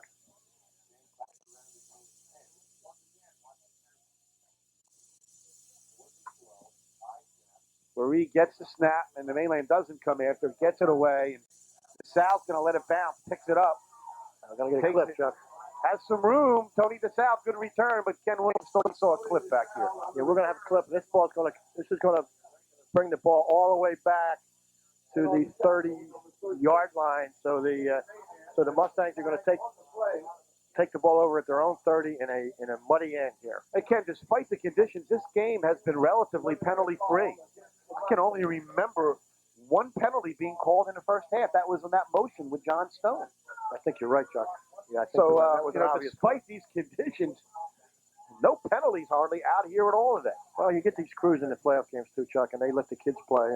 I guess with the exception of that one call last week. They didn't let him play last week, which I thought. Jason Cairns was ejected. And to give you an update on the story, Mainland appealed that ruling to Superior Court and lost. Took it to the Appellate Division in an impromptu hearing in the corridors of the Atlantic City Country Club. Mainland Regional High School got the injunction, which allowed Jason Cairns to play here today.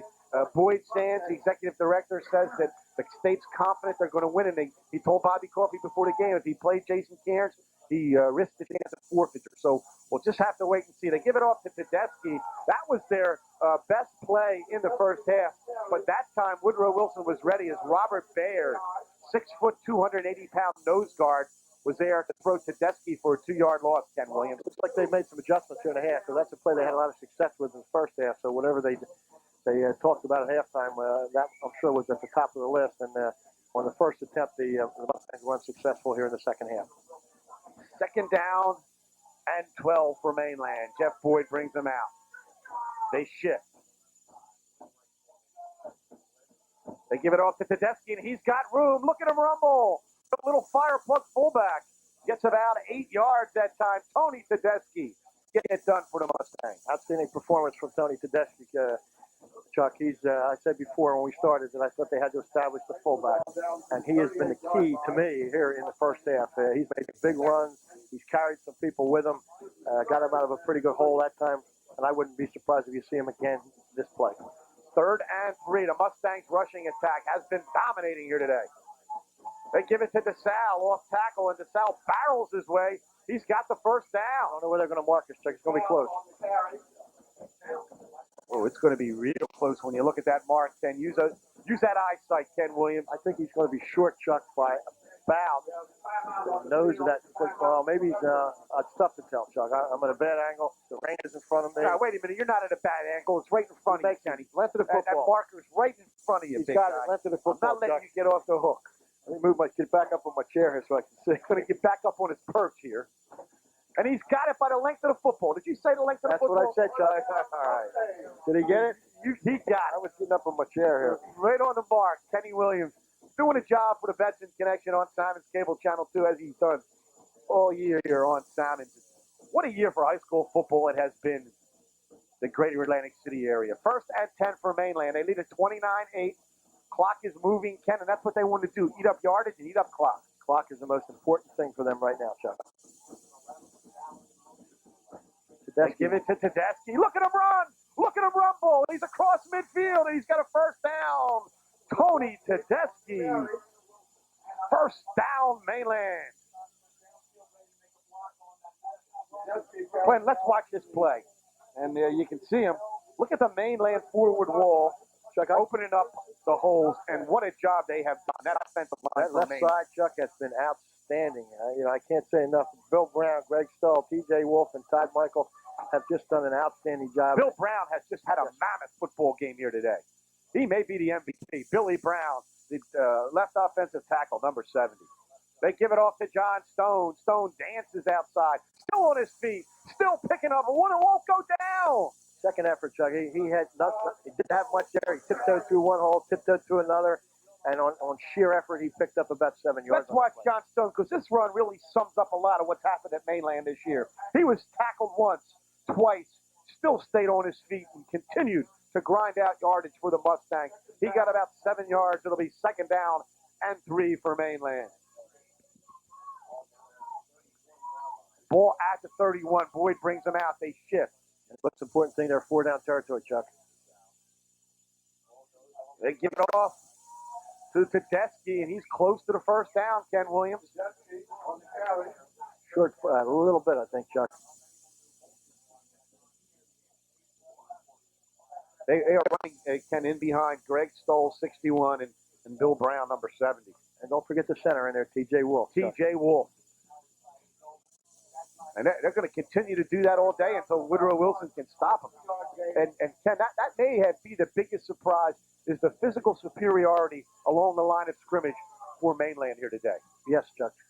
There's Tedeschi. He's got the first down and more.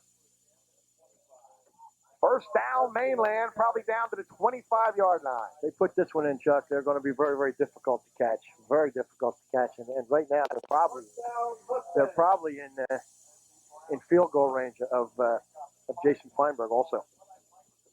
6:40 left in the third period here. Mainland trailed 8-0, and then just stormed back here.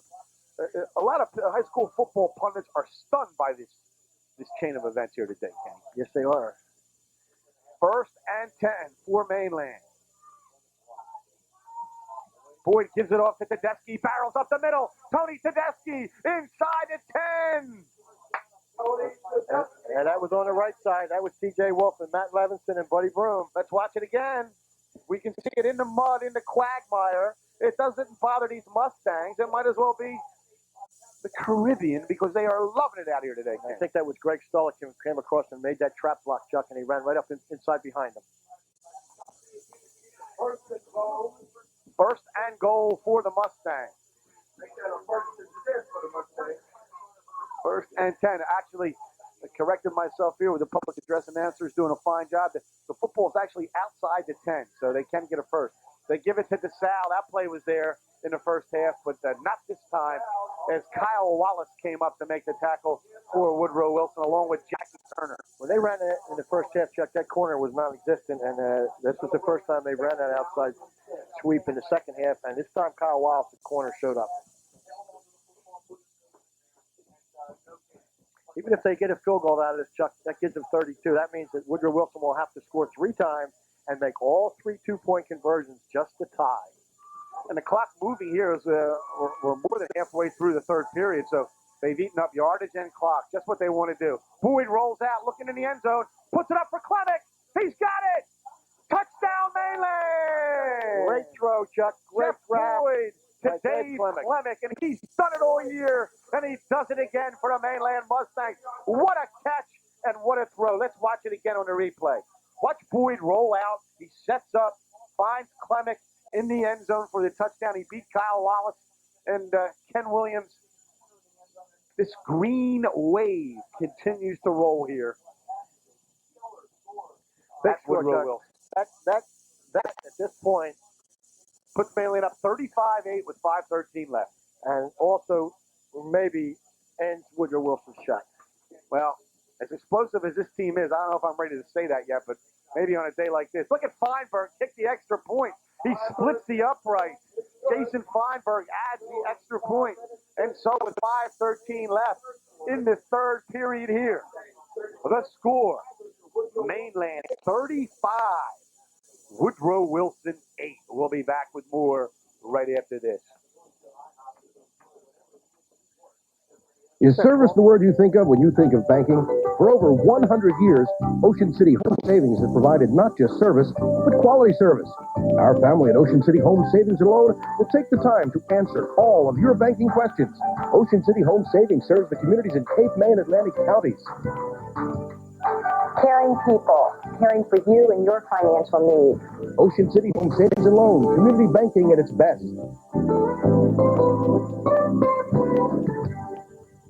Ocean City Home Savings and Loan is a proud sponsor of the Mainland Regional High School National Honor Society Golf Tournament every September. Ocean City Home Savings and Loan also sponsors the Cheryl Davis, Ron Moretti Jr., and Dixie Howell Golf Tournaments, which both benefit Ocean City High School students. Extreme mountain biking, 45 miles an hour. Did it. 65 miles an hour. Done it. Blindfolded. Been there. Then a 4,000-foot vertical drop. Tried that. All while slamming a dew. Nothing's more intense than slamming Mountain Dew. Oh yeah, no shoot. Just kidding. Decent. Start the holiday season off with a sub tray from Saka Subs. Get $3 off on a small or medium sub tray and $5 off a large sub tray during the holidays. Watch your local papers for tray saving coupons. Saka Subs has 2 locations to serve your holiday needs. 926 Asbury Avenue in Ocean City, 521719 Ventnor Avenue in Ventnor. Dial 525-0460 for Sacco's Ocean City and 823-2552 for Sacco's Ventnor. Saka Subs is celebrating its 26th year of business. Try the Saka cheesesteak or the Saka special, and there's kids' meals as well. Sacco's also has vegetarian subs and chicken subs, and Sacca's offers prompt delivery service. Sacca Subs is proud of the way the Ocean City and Mainland football programs have won on the field this season. Sacca Subs knows all about winning ingredients, as the Sacca Subs family has been serving subs in the greater Atlantic City area since 1947. When it comes to your realty needs in Ocean City, nobody scores more points than Monahan Realty, a family-owned business operating in Ocean City since 1947. Monahan Realty specializes in sales, summer rentals, condos, and homes. From beachfront to bayfront, Monahan Realty has Ocean City covered the way a Red Raiders defensive back blankets an opposing receiver. And there's 2 locations to serve you in Ocean City, one in the Gardens at 717 Battersea Road and another at 32nd and Central. Whether you're looking for a North End townhouse or a Southern Beach Block condo, Monahan Realty can deliver a winning game plan for you. Dial Monahan Realty at 399-1311 or 399-0998. We're back with Cape Atlantic League football on Simon's Cable Channel 2, brought to you by the Betson Connection. The score, with 5:13 left in the third, Mainland 36, Woodrow Wilson 8. This is South Jersey Group 3 championship action. This will be the final high school football game of the season in southern New Jersey. And what a statement Mainland is making out here today, Kenny, to come in here and handle this great Woodrow Wilson team the way they are. Chuck, Woodrow Wilson is ranked number 1 in South Jersey in both polls, I believe. Very interesting now. If this score maintains the way it is, and Mainland wins this. Very, very interesting. Yeah, it will be interesting, Mr. Where they wind up. Mr. Sam Carchiti's in his press box, and I'll be interested to see those rankings in the Inquirer, South Jersey edition. Sterling's number I'll tell you one. what. Let me tell you what. Back in '89, when Mainland won their South Jersey, only other South Jersey championship, they were ranked 3rd, and they beat the number 1 team, Cherokee, in the first round of the playoffs. Moved up to 2nd, and the number 2 team, Overbrook, moved up to 1st. Well, we'll see what happens, Ken. You know, what's important to Mainland is they're going to win the South Jersey Group 3 championship. Well, Overbrook moved up to 1st, Chuck, and Mainland beat them and wound up number 2 in the poll, and Pennsauken wound up being the number 1 team. Goree back to throw. Look, sets and completes a pass. Complete for a first down to number 21, Jeff Lowe. Again, they're going to go without the huddle, Chuck. They're going to try to, I think, use ball control. Short passing ball control. They've got to get on the board here. This is an explosive Woodrow Wilson offense. Unfortunately, it's operating on a wet and dreary day, but that's part of playing football. Goree back to throw. Sets up, throws over the middle. Complete. Nice grab, Chuck. Complete to David Trinidad over the middle. Trinidad, one of the fine receivers on this football team. He came in with career. He has 92 catches on his career. Let's watch it. Let's watch this offense operate, Ken. Excellent throw down, excellent grab. Put the ball where it could not be intercepted. 1st and 10 for Woodrow Wilson. Football at the 43. Goree back to throw. He's going to be sacked and thrown for a loss. As Mainland was there to stop him and throw him for a loss. Jason Cairns in on the sack, as well as Dustin Grande, I believe. Let's watch it, Ken. Came from the inside. There was 2 of them in there, Chuck, and I can't see who the... One was Jason Cairns, and the other may have been Ryan Herrigle. Tough to tell, Chuck. There. Can't see those numbers now, people. 2nd down, and it also might have been Markowitz, Chuck. 17 for Woodrow Wilson. Goree back to throw. He looks. He sets. He throws. Complete.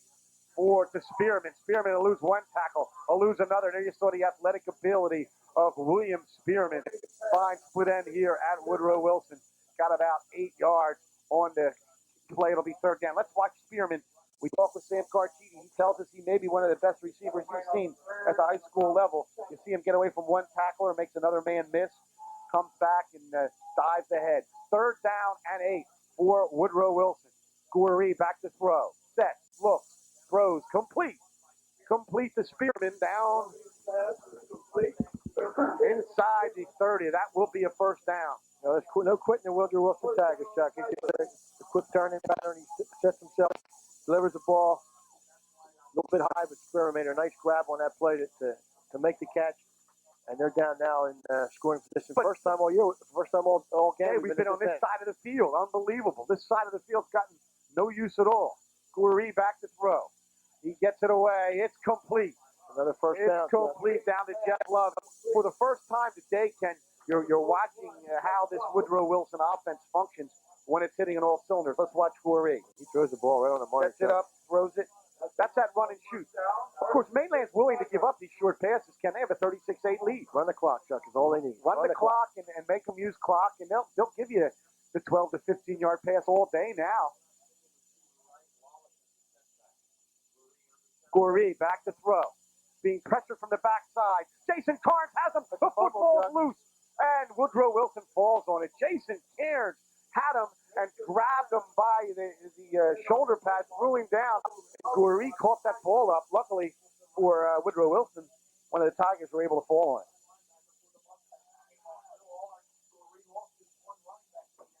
Marcus Perry's going to have to leave the game now. He's got an equipment problem. He's been another big Boy, forward. he played well today, Ken. Played a big football game here today.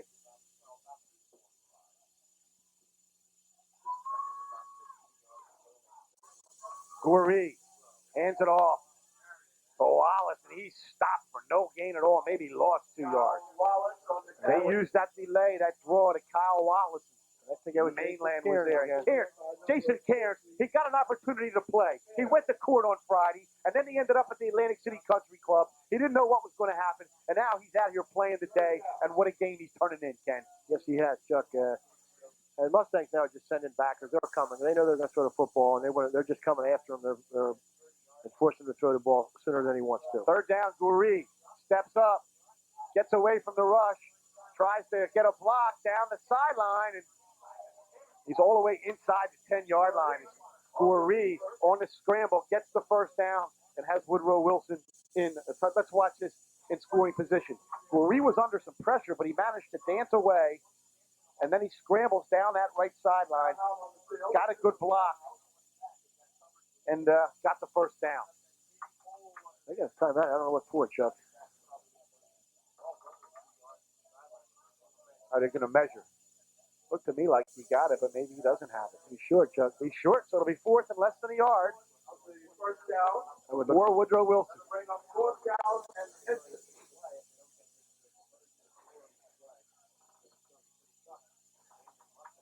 that field is awful muddy and icy down there where they are, Chuck. So risking a handoff here, you might be seeing a sneak here. Yeah, it's not really a power offense. It's more of a finesse and speed offense, Ken.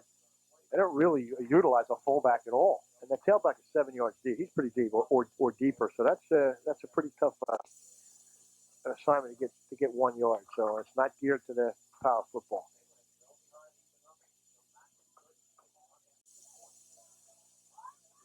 Goree will bring him out. Big play here for the Mustangs as we try to wipe down our camera lenses for you. Fourth down. There's a sneak with Goree. And he has a first down. David Goree on the keeper has the first down. I was looking for the touchdown signal, but he did not get in the end zone, Ken. I don't know even where he is, Chuck. I think he's about the 7 or 6 yard line. I don't think he's even there. That's enough for a first down. First and goal, Tigers. They're about the 4, I think, Chuck. First and goal at the 4. Based on the 10-yard marker and where the chain is, they're on the 4 and the 5. First and goal at the 4 for Woodrow Wilson. Clock running. 1:10 left in the third period. Goree is going to roll out. Under pressure. Gets a block. And he's in for the touchdown. David Goree takes it in on a 4-yard run. And he gets Woodrow Wilson on the scoreboard again with 59 seconds. Let's watch the replay. Can he get a good block here right on the corner, on the edges, as Eagles coach Ray Rose likes to say right there. Got a good block. Took it in. He's run the ball more today than he has, I think, all year, Chuck. With 59 seconds left here in the third quarter. 36-14 Mainland, and Wilson most likely will go for 2 points, Ken Williams. That's all they do. They don't kick. They go for 2 every time. That's right. You pointed that out to me.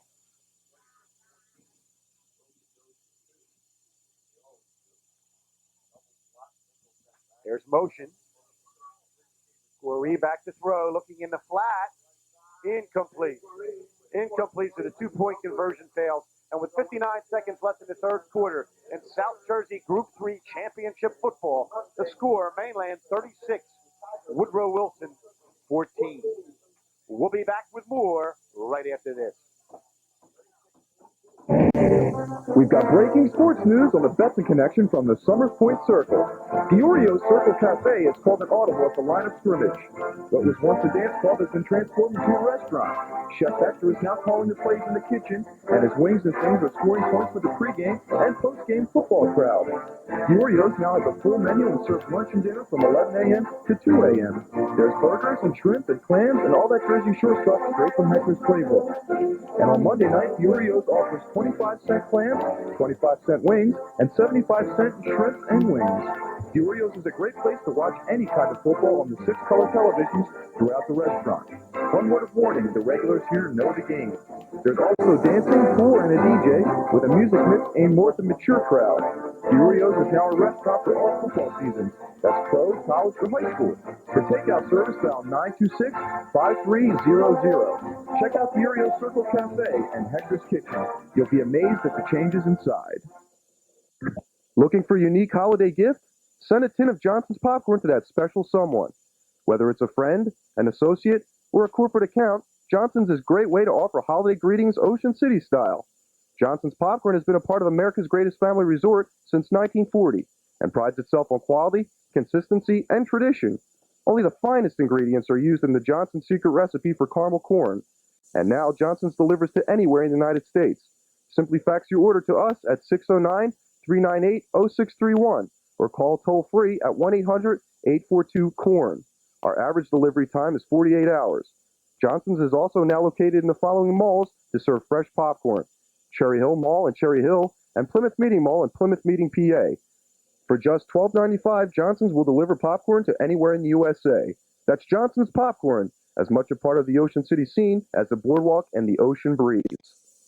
For more than a century, Ocean City Home Savings has been committed to the needs of your local communities, and they stand by their commitment today. The recipient of the prestigious New Jersey Savings League Overall Excellence in Community Service Award for the third consecutive year. They provide support for community concerns such as AIDS awareness, Ocean City Operation Playground, and the DL and Stretch Golf Tournament to benefit Shore Memorial Hospital. The board of directors and the staff at their offices in Ocean City, Marlboro, Linwood, and their new location in Ventnor would like to wish everyone happy holidays and a prosperous new year. Ocean City Home Savings and Loan is a proud sponsor of the Mainland Regional High School National Honor Society Golf Tournament every September. Ocean City Home Savings and Loan also sponsors the Cheryl Davis, Ron Moretti Jr., and Dixie Howell Golf Tournaments, which both benefit Ocean City High School students. We're back with South Jersey Group 3 Championship Football on Simon's Cable Channel 2, brought to you by the Betson Connection. Chuck Betson, Ken Williams. We're at Woodrow Wilson High School where the Mainland Mustangs lead at 36-14 with 59 seconds left in the third period. Woodrow Wilson finally gets on the board after Mainland had scored 36 straight points. They got on the board on a 4-yard scramble from quarterback David Goree. The 2-point conversion failed. And Ken, if Wilson has any pretensions of making a run at Mainland, he's going to have to stop the Mainland running game, and it has not done that all day long. No, they have not, Chuck, and they just want to maintain some control, get 2 or 3 first downs. Doesn't make any difference now if they score. That'll be icing on the cake. But they just want to maintain control, grind it out, don't turn it over, and if they have to punt the ball, put Woodrow Wilson deep, but the clock is the ally on the side of the Mustangs.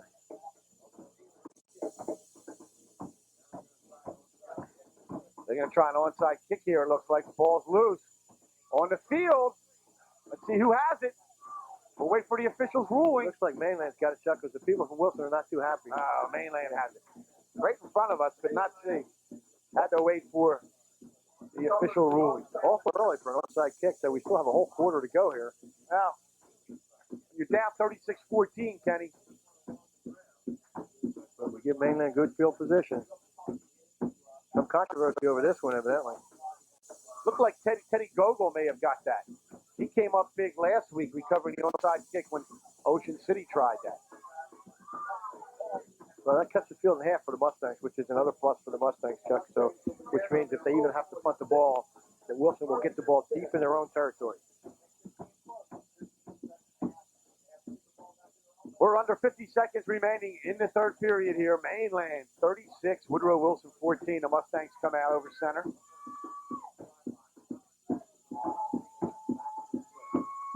Boyd gives it to Tedeschi, and he rumbles for a yard. And well, you may get one more play here in this. Not if they're smart, Chuck. They'll stay in that huddle. Let the period run out. Run that clock. Quarter. One less play that Wilson will have the opportunity to run in the fourth quarter. Tony Tedeschi's been key here. Ken, you said it early.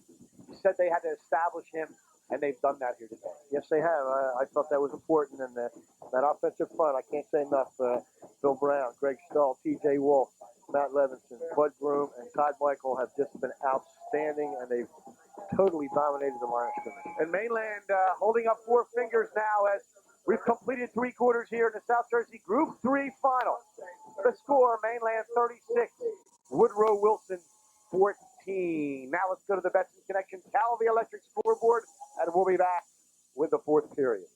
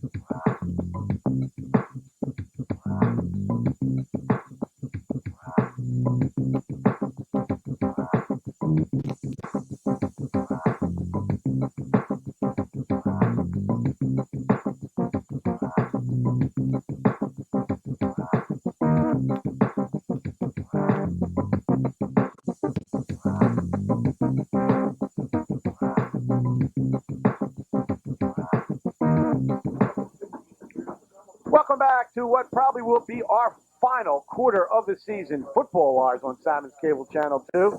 Chuck Betson, Ken Williams. We're here at Woodrow Wilson High School, where Mainland leads it 36-14.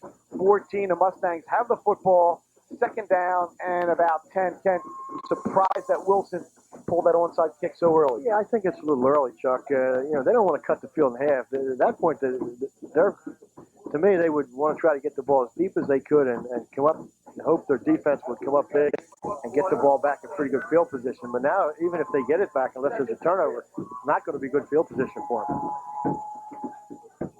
There's a fumble. Football's loose. Mainland falls on it. So they'll get it back. And that's what Mainland doesn't want to do, Ken, is turn that football over. Mustangs only have one turnover on the day, considering the conditions. You have to feel good about that if you're a Mainland fan. And Chuck will fumble snap, and they pick up 3 yards. Unbelievable. That's the way it's going all year for these Mustangs. It was T.J. Wolf on the recovery on that, so he got his own miscue there. Picked up yardage on the carry, too. They give it off to Tedeschi, and he's been there all day. Woodrow Wilson has just been unable to stop Tony Tedeschi. He's going to be about the length of the football short of a first down here. Let's watch it, Ken. Inside trap again. Inside trap. Look at Bill Brown with that block. Can't say enough about him today.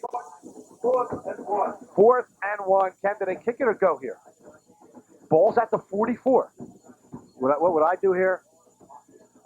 I would sneak it, Chuck. They've had a lot of success in their offense. Again, they're probably going to give it. Well, they may give it to Tedeschi, but if I was them, I would give it to Jeff Boyd. Big play for both teams here. 10:40 left in the fourth. Mainland leads at 36-14. Wilson with his entire team on the line, and there's a flag. That was going to go to Tedeschi. Delay of game, and now I punt it away. They're definitely going to punt it now, Chuck. I would hope, anyway. I was going to go to Tedeschi on that little trap again, but again. And we remarked, this game been played relatively penalty-free out here today.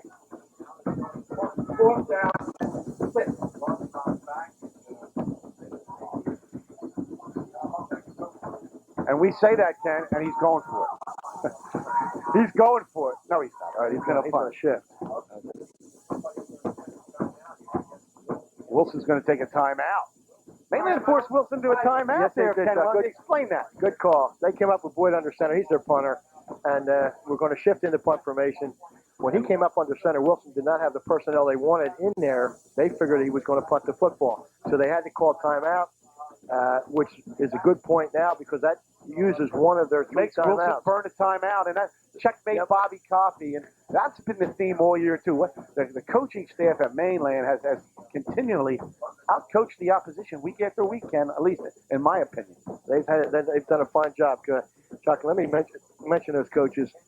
Brian Tetley, Chuck Smith, Matt Jameson, Jeff Kuzak, Rich Keppel, Brian Booth, Carl Geisinger. I think I got them all. And I have not been calling one of their freshman coaches, Bill Rainsack, out, mainly because when we have a list here, we go over the list. He's not on the list. But I want to mention Bill Rainsack, who has done a fine job this year with the freshman program. He's been there for I guess 3 or 4 years now. And let me make sure he gets his mention today. 4th down. Mainland's going to punt it away. Boyd back in punt formation. Gets the snap. It's a good kick away. Real nice punch up. Down the sideline. And out of bounds.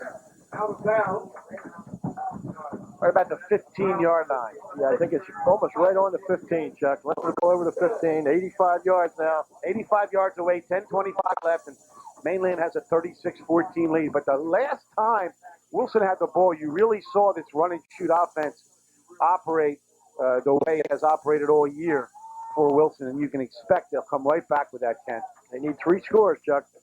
They need 3 scores to get back in this game, and the time is running down. Goree brings him out. He's back to throw.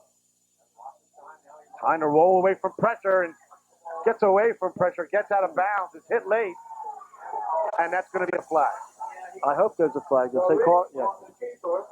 That's going to be a flag. Mustangs can't afford those mistakes, Chuck. Goree was close to going out of bounds, and Mainland they hit him out of bounds. Goree is down and injured, and that'll be a personal foul against the Mustangs. See the referee give the signal. Personal foul, Mainland, and they'll tackle off 15. And Goree's still down, Ken. Yeah, that's a penalty should never have been taken. That's a 15-yard penalty. He's going to put him up to the 30-yard line, give him good field position, give him another first down. When they had made a nice play and taken him out of bounds, those are the mistakes and the things that really hurt. And the Mustangs have not done that all year, and they've got to remember that. But it was hard. They had a lot of momentum, and on a day like this, it's hard to even tell where the out of bounds line is, Ken. Today it's hard to determine where that out of bounds, where that boundary is. Goree shaking up, going to come off the field here, and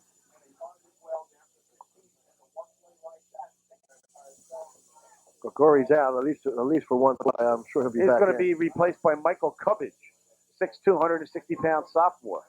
Check these Wilson. The Tigers are almost all seniors, and they feel like they've been snake-bit a little bit in this South Jersey Group 3 title game. This is the 4th time they've reached it, Ken, and they have not won. I thought they won one time. Have not won it. At least that's what my record shows. There's a motion against Woodrow Wilson. I know I can check Ken Williams to check that, but I don't believe I know this is their 4th trip in Group 3. Well, they lost in 74 to Sterling. Okay, that's one.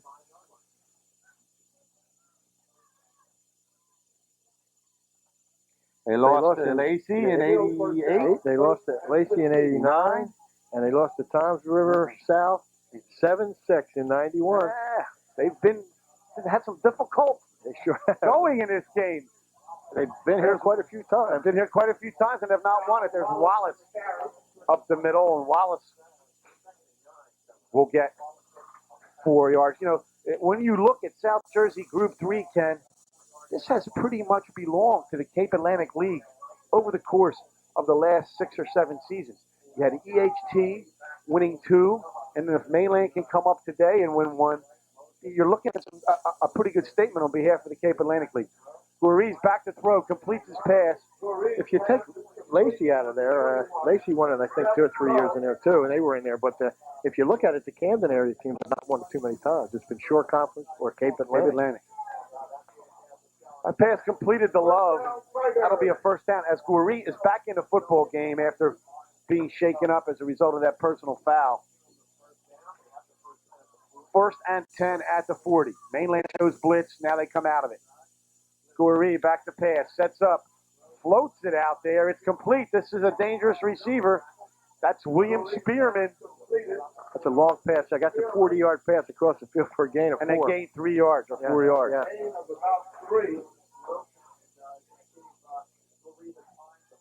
They're back with their no huddle now, Chuck. Clock moving here. So Mainland giving up yardage, but they want Wilson to burn that clock. Mainland comes with a blitz. They set both linebackers. Guerree sacked. The football's loose. Ball, man. It's loose score, Chuck. on the field. The Mustangs dive in the mud, and they have it. Wow. That's Ryan Harrigal. Ryan Harrigal on the recovery as Guerree was smacked, and the ball came loose. And look at this Mainland defense do it one more time. They came with a blitz, Ken, from the backside. Couldn't get the number of who knocked it loose, but it went all the way down all the way to the 10-yard line. That's the corner, I think, on that side. That was their outside linebacker blitz. Could have been Heemskirk. I'm not sure who was on that side, but it could have been Heemskirk. Could have been Kenyatta Brown. It was one of those players that came off that corner and just.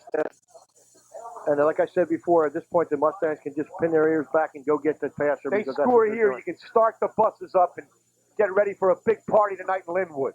Chuck, you can start them up anyway because this game There's is over. Tedeschi. Look at him rumble. Look at him stumble. All the way down inside the 5, I believe, or maybe down to the 7. Tony Tedeschi. What a day he has had out here today running the football. Absolutely. He saved his finest performance in his junior year. For the biggest game of the year. Let's watch him rumble. 2nd and about 2. They haven't stopped him all day. And the story of this game has been up front where Mainland's offensive line has pushed Woodrow Wilson right up against the Ben Franklin Bridge. We're about the 4-yard line, Chuck. There's that shift. They give it to Tedeschi, and he barrels and stumbles and rumbles, and still on his feet. It takes half the defensive front of Wilson to bring him down. He's got the first down, I believe, Chuck, and they're just inches away, I think, from a touchdown. In fact, they're less than a yard from a touchdown. Let's watch the replay. Let's watch Tony Tedeschi. Watch how he runs. Refuses to go down. Won't let one man bring him down. Won't let 2 men bring him down. 1st and goal for Mainland. Clock moving. 7:39 left in the 4th period. Mainland's got 36 on the board. They want more.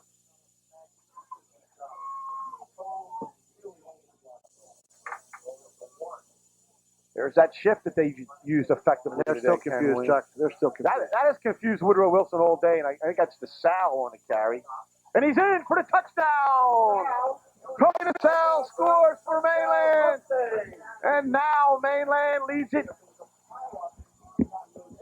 42-14. Let's watch it, Ken. It's an off tackle again on the left side. Sal. It's been a bread and butter play all year. That was similar to the first play that they ran under the lights when we had it on Channel 2 against Absegami. The Sal took that one about 70 yards. Yes, he did, Chuck, and that's his 4th touchdown of the day. Fine way for a senior like Tony DeSalle to end his career. Just an outstanding person, an outstanding athlete. And I know his mom and dad very well, and they just should be extremely proud of Tony. And next year, I'm sure he'll be playing somewhere. I don't know whether it'll be a green or white uniform, but he'll be playing somewhere next year to start a real nice college career. Mainland's going to go for 2 here. 7:17 left. They lead at 42-14. Boyd back. He looks in the corner of the end zone. Had a man incomplete. Just missed John Stone out there.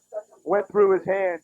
So it's 7 minutes and 17 seconds left here in the South Jersey Group 3 Championship Contest. The score, Mainland 42, Woodrow Wilson 14. We'll be back right after this.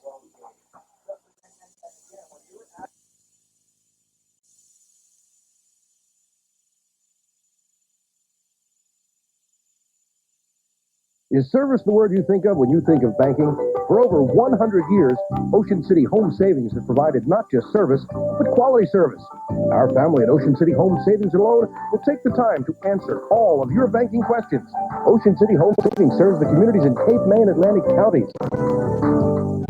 Caring people, caring for you and your financial needs. Ocean City Home Savings and Loan, community banking at its best.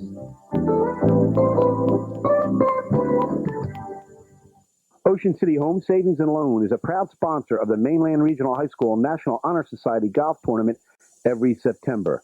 Ocean City Home Savings and Loan also sponsors the Cheryl Davis, Ron Moretti Jr., and Dixie Howell Golf Tournaments, which both benefit Ocean City High School students.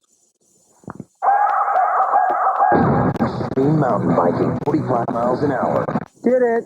65 miles an hour. Done it. Blindfolded. Been there. Then a 4,000-foot vertical drop.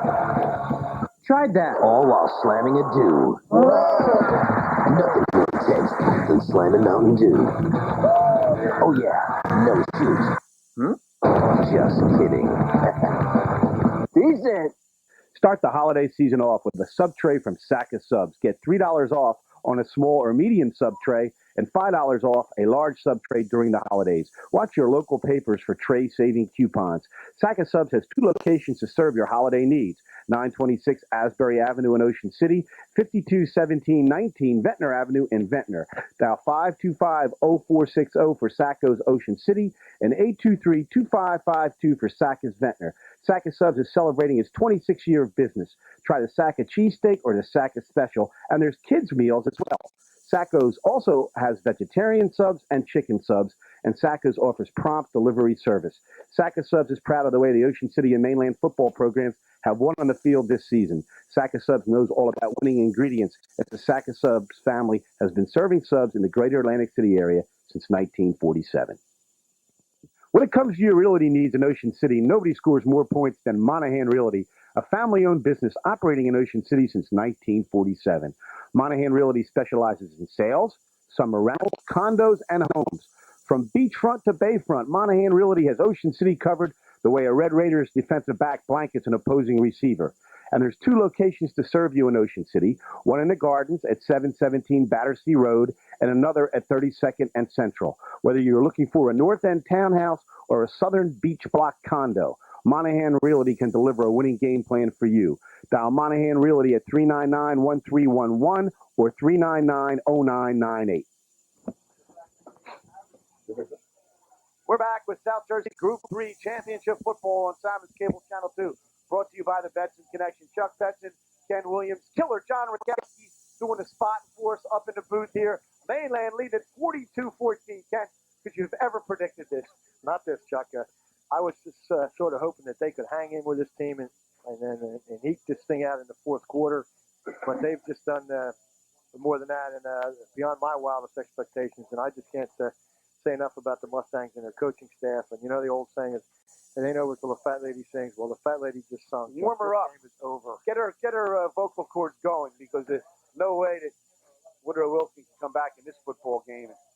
Mainland's not only winning, Ken, the Mustangs are making a statement out here. Is that football returned by Jeff Love will be 1st and 10 for Woodrow Wilson. Yeah, I was over at halftime, Chuck, to grab a pretzel over there and ran into a couple former players. Spoke to Doug Strang, who was the quarterback on the 80 team. That the last won a South Jersey championship. And there are a lot of former alumni over there. I saw Don McCulley and a few more kids that played on that 79 and 80 team. And I just can't say these people have come up from the shore by the busloads and carloads. And if you can see that the people over there have just packed the stands. And again, a tribute to these kids that have come out here and dedicated themselves to the season. 1st and 10 for Woodrow Wilson. Under 7 minutes left. This is the first time we've seen the shotgun, Chuck. They've used this in the past, but this is the first time today. Lurie back to throw. Puts it out in the flat. It's complete. Complete to Michael Robinson, but Kenyatta Brown was right there to make the tackle. And they'll give them all those 8-yard gains they want, Chuck. They just have to make sure he doesn't take that 8-yard curl and 8-yard out and turn it into a big play. Now, you talk about winning this game. Mainland's making a statement, and right now, I'd have to say I don't think there's a better football team in South Jersey, Ken. There can't be, Chuck. There cannot be. I don't care what poll you want to look at. Pass is complete to Dave Trinidad. First down. Flag is down. Flag is down. We'll wait and see. That may be a late hit, Chuck. Roughing the Personal passer. foul, roughing the passer. Late hit on Mainland. So you tack 15 more yards onto this. At this point, Chuck, the Mustangs can't afford. This is the second 15-yard penalty on the last two series, and those penalties are uncalled for. They cannot afford to have those kind of penalties. Well, it's tough to get kids to hold up, particularly on this kind of field, and you're blitzing every play. They've showed that discipline all year, and they can't afford to have you that hate to see them discipline breakdown now. lose the composure here. There's a personal foul against Goree.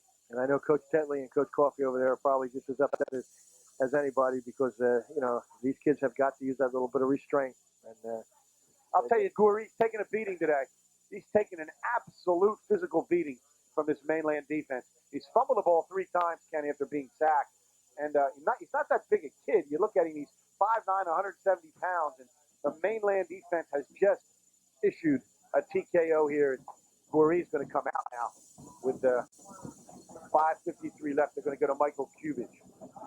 You know, when you put the football up that many times, your quarterback's going to get hit. yes, they are. He's going to get hit. And that's part of the football game. He may be finished for the afternoon. I don't think so. I think he'll be back. I think he's just a little woozy. Well, he's had a great career here at Woodrow Wilson. Again, 63 touchdown passes, set a state record. There's Cubage throwing the football incomplete. Incomplete. That's Matt Covey. He's a sophomore, Chuck. He played a little bit last week at the end. But And Ken, when they look at this football game, Goree comes in with 63 career touchdown passes. He did not throw one today. They didn't. He scored on a run. I guess he scored on both of them, didn't he? Scored on 2 scrambles. Yeah. Did not throw a touchdown pass today against this Mainland secondary, which is vastly underrated. Brad Eisler and Sal and Cornell Davis. You know, looking back into that brick game, Cornell Davis made a big defensive play. Yes, to break up a pass at the end of that game. They've all come up big at times, Chuck, when they've needed them.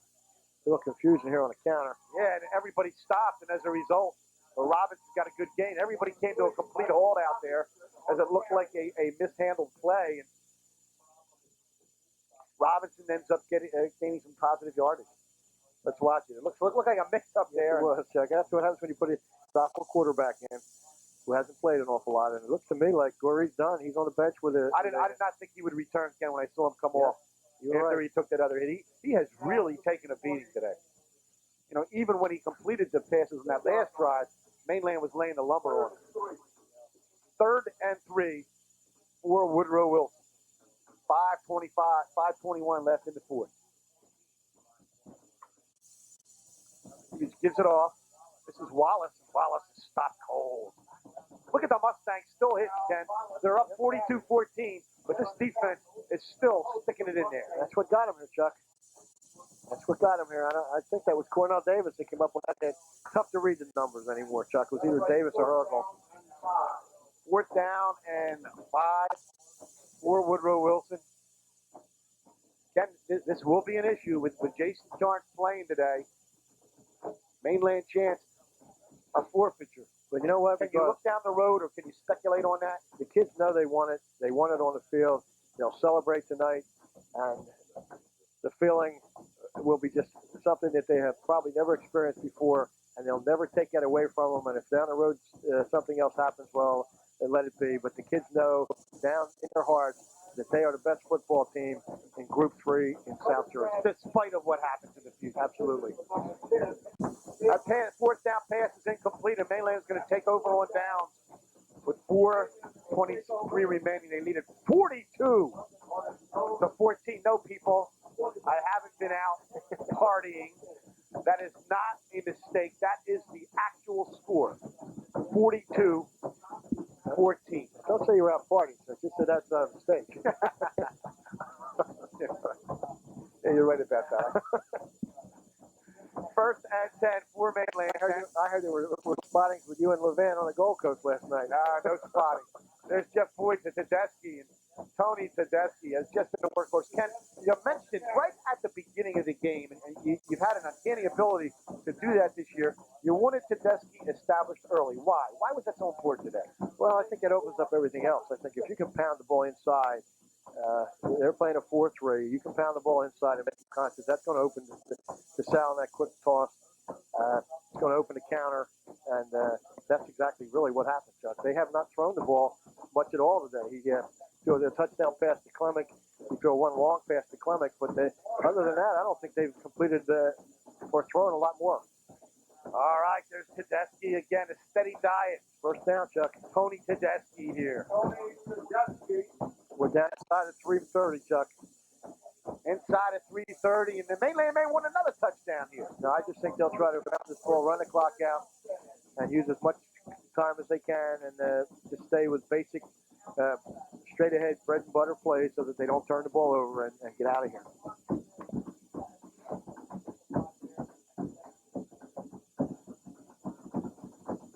First down for Mainland. It's been all green and white here today. There's a reverse. They run an inside reverse to John Stone, and they scored on that play last week against Ocean City. Just as I say, stay basic and go right ahead. They come up with an intrinsic double handoff. Let me get on the board again. But they got an 8-man front against them, I think. I'll tell you right now, Ken, they may be going for the number 1 ranking in all of South Jersey. You put up 42 points on the number 1 team. Woodrow Wilson was ranked number 1. Correct me if I'm wrong. You're absolutely right, Chuck. All right, now you put 42 up on the number 1 ranked team. Now you're making a statement for the pollsters. Well, they were 4, I think, coming in, weren't they, Chuck? So, and they beat the number 1. So the way they work these polls, it may be tough for them to jump all those spots, but they'll be in the top 2. They should, and probably, in my opinion, should be the number 1 team in South Jersey. There's Tony Tedeschi diving across for the first down. Not the first down, I'm sorry. I'll get back to yardage that they lost on the reverse. Hey, I just want to take the opportunity to congratulate our crew today, working probably under the most horrendous conditions we've ever had, and we've had some bad Saturdays this year. I'm talking about Country Jack Hagan. I'm talking about Thomas G. Skull. I'm talking about Lamar Clark, Mickey V, Bobby Crawford. Just unbelievable effort from the Simons crew here today. And also Johnny Pacifico. Great job, guys. It wasn't easy, but we had to take the season to the end, Ken. We could not get away without covering this game. Here's Jeff Boyd on a bootleg. That's been a successful play for the Mustangs all year. I can remember a game against Appellate County when Boyd ran that effectively throughout the contest. He also used it well against Holy Spirit. And Ken, as you look back at that season, how about the emotional night in Linwood? It had been since 1966, Mainland had not beaten Holy Spirit. The Spartans came in under the lights, a sold-out crowd, electricity in the air like we've never seen. And Mainland wins that game in overtime, 35-28. Took me 28 years, or 29 years to see it, Chuck, but there was nobody that was any happier than I was, believe me. I think I remember that game more so than any other. I remember this one, but I think that thrilling victory over Holy Spirit in overtime, just a terrific football game. And, of course, that was the first live telecast ever done in the greater Atlantic City area on cable television. It's never been done before. We did it this year on Simons, and we're going to do more during high school basketball season. We promise you that. We're under a minute now, Ken, and they're just going to let it run down. If we can get a shot, the green and white on the sideline now, people rising to their feet. Bob Coffey, coaching staff hugging each other. Mainland will probably run one more play here. This will probably be the last play of the game, Chuck. And there it is.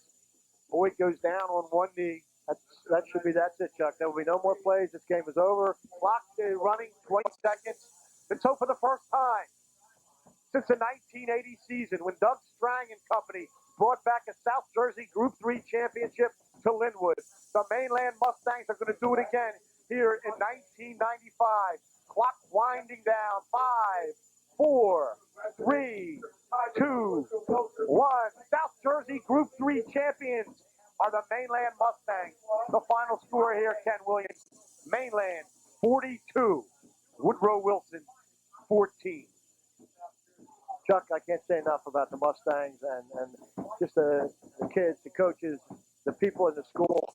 It's just been an outstanding season. This team has been the underdog all year. There were very few people, I think us included, that gave them a chance to win this game today. And not only did they prove everybody wrong every week during the season, but they came back and won this so convincingly that at halftime, this game was never in doubt. I have to say right now, the Mainland Mustangs are the number one team in South Jersey. Ken, if you can, run down the scoring for us before we get out of here. And we're going to maybe try to get down and get an interview if our crew can handle that. So it's up to Country Jack Hagan. Okay, well, I understand that it can be done. It cannot be done. So, all right, we'll try to get Bob Coffey in our studio then. Can he run down the scoring, please? Okay, first quarter, Woodrow Wilson, 1:13 on the clock, 7-yard run by Wallace. Gore to Spearman, 2-point conversion made it 8-0. And then it was all Mustangs. With 7:39 on the clock, with Tony DeSalle on a 1-yard run, they went for the 2-point conversion and it failed. With 6:22 on the clock, it was Tony Tedeschi on a 3-yard run, and also Tony Tedeschi on the conversion, which made it 14-8 Mainland. With 3:23 left in the second period, it was Tony DeSalle on a 7-yard run. Boyd to DeSalle on the 2-point conversion pass made it 22-8 Mainland.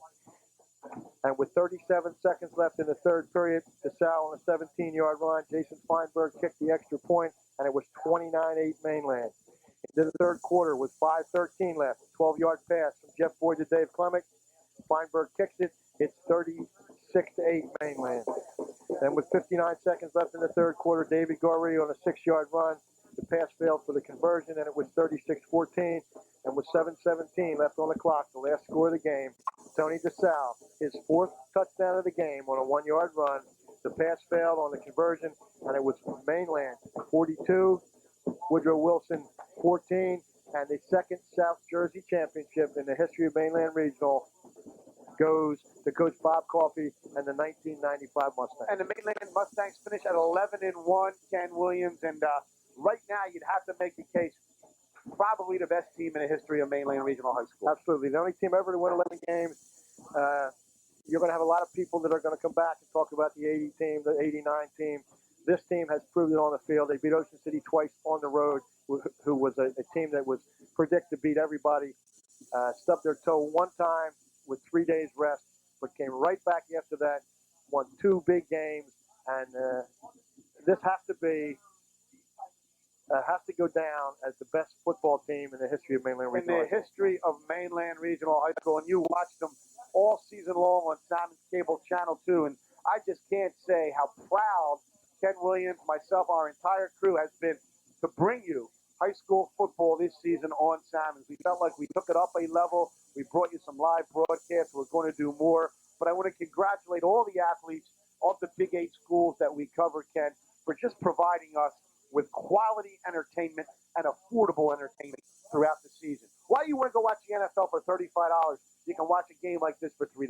I don't, Chuck, and I don't have to pay to see this, though, because you get me in every week for free. But I'll tell you what, there's nothing like high school sports.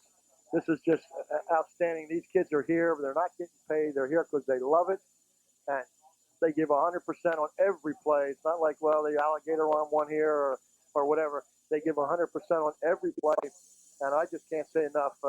It's a shame that we couldn't have done this live, but I'm sure we'll have enough people watching this replay. And again, my hats are off to the Mustangs, and a championship back into the Cape Atlantic League where it belongs. Also want to thank John Rakowski for helping us up in the booth. The killer, he coaches a swim team at Mainland Regional High School. He'll be trying to get it done in the pool. Hey, for the entire crew here at Salmon, for our crack color analyst, Ken Williams, this is Chuck Betson telling you, thanks for watching high school football, and thanks for making the Betson Connection. Good night, everybody.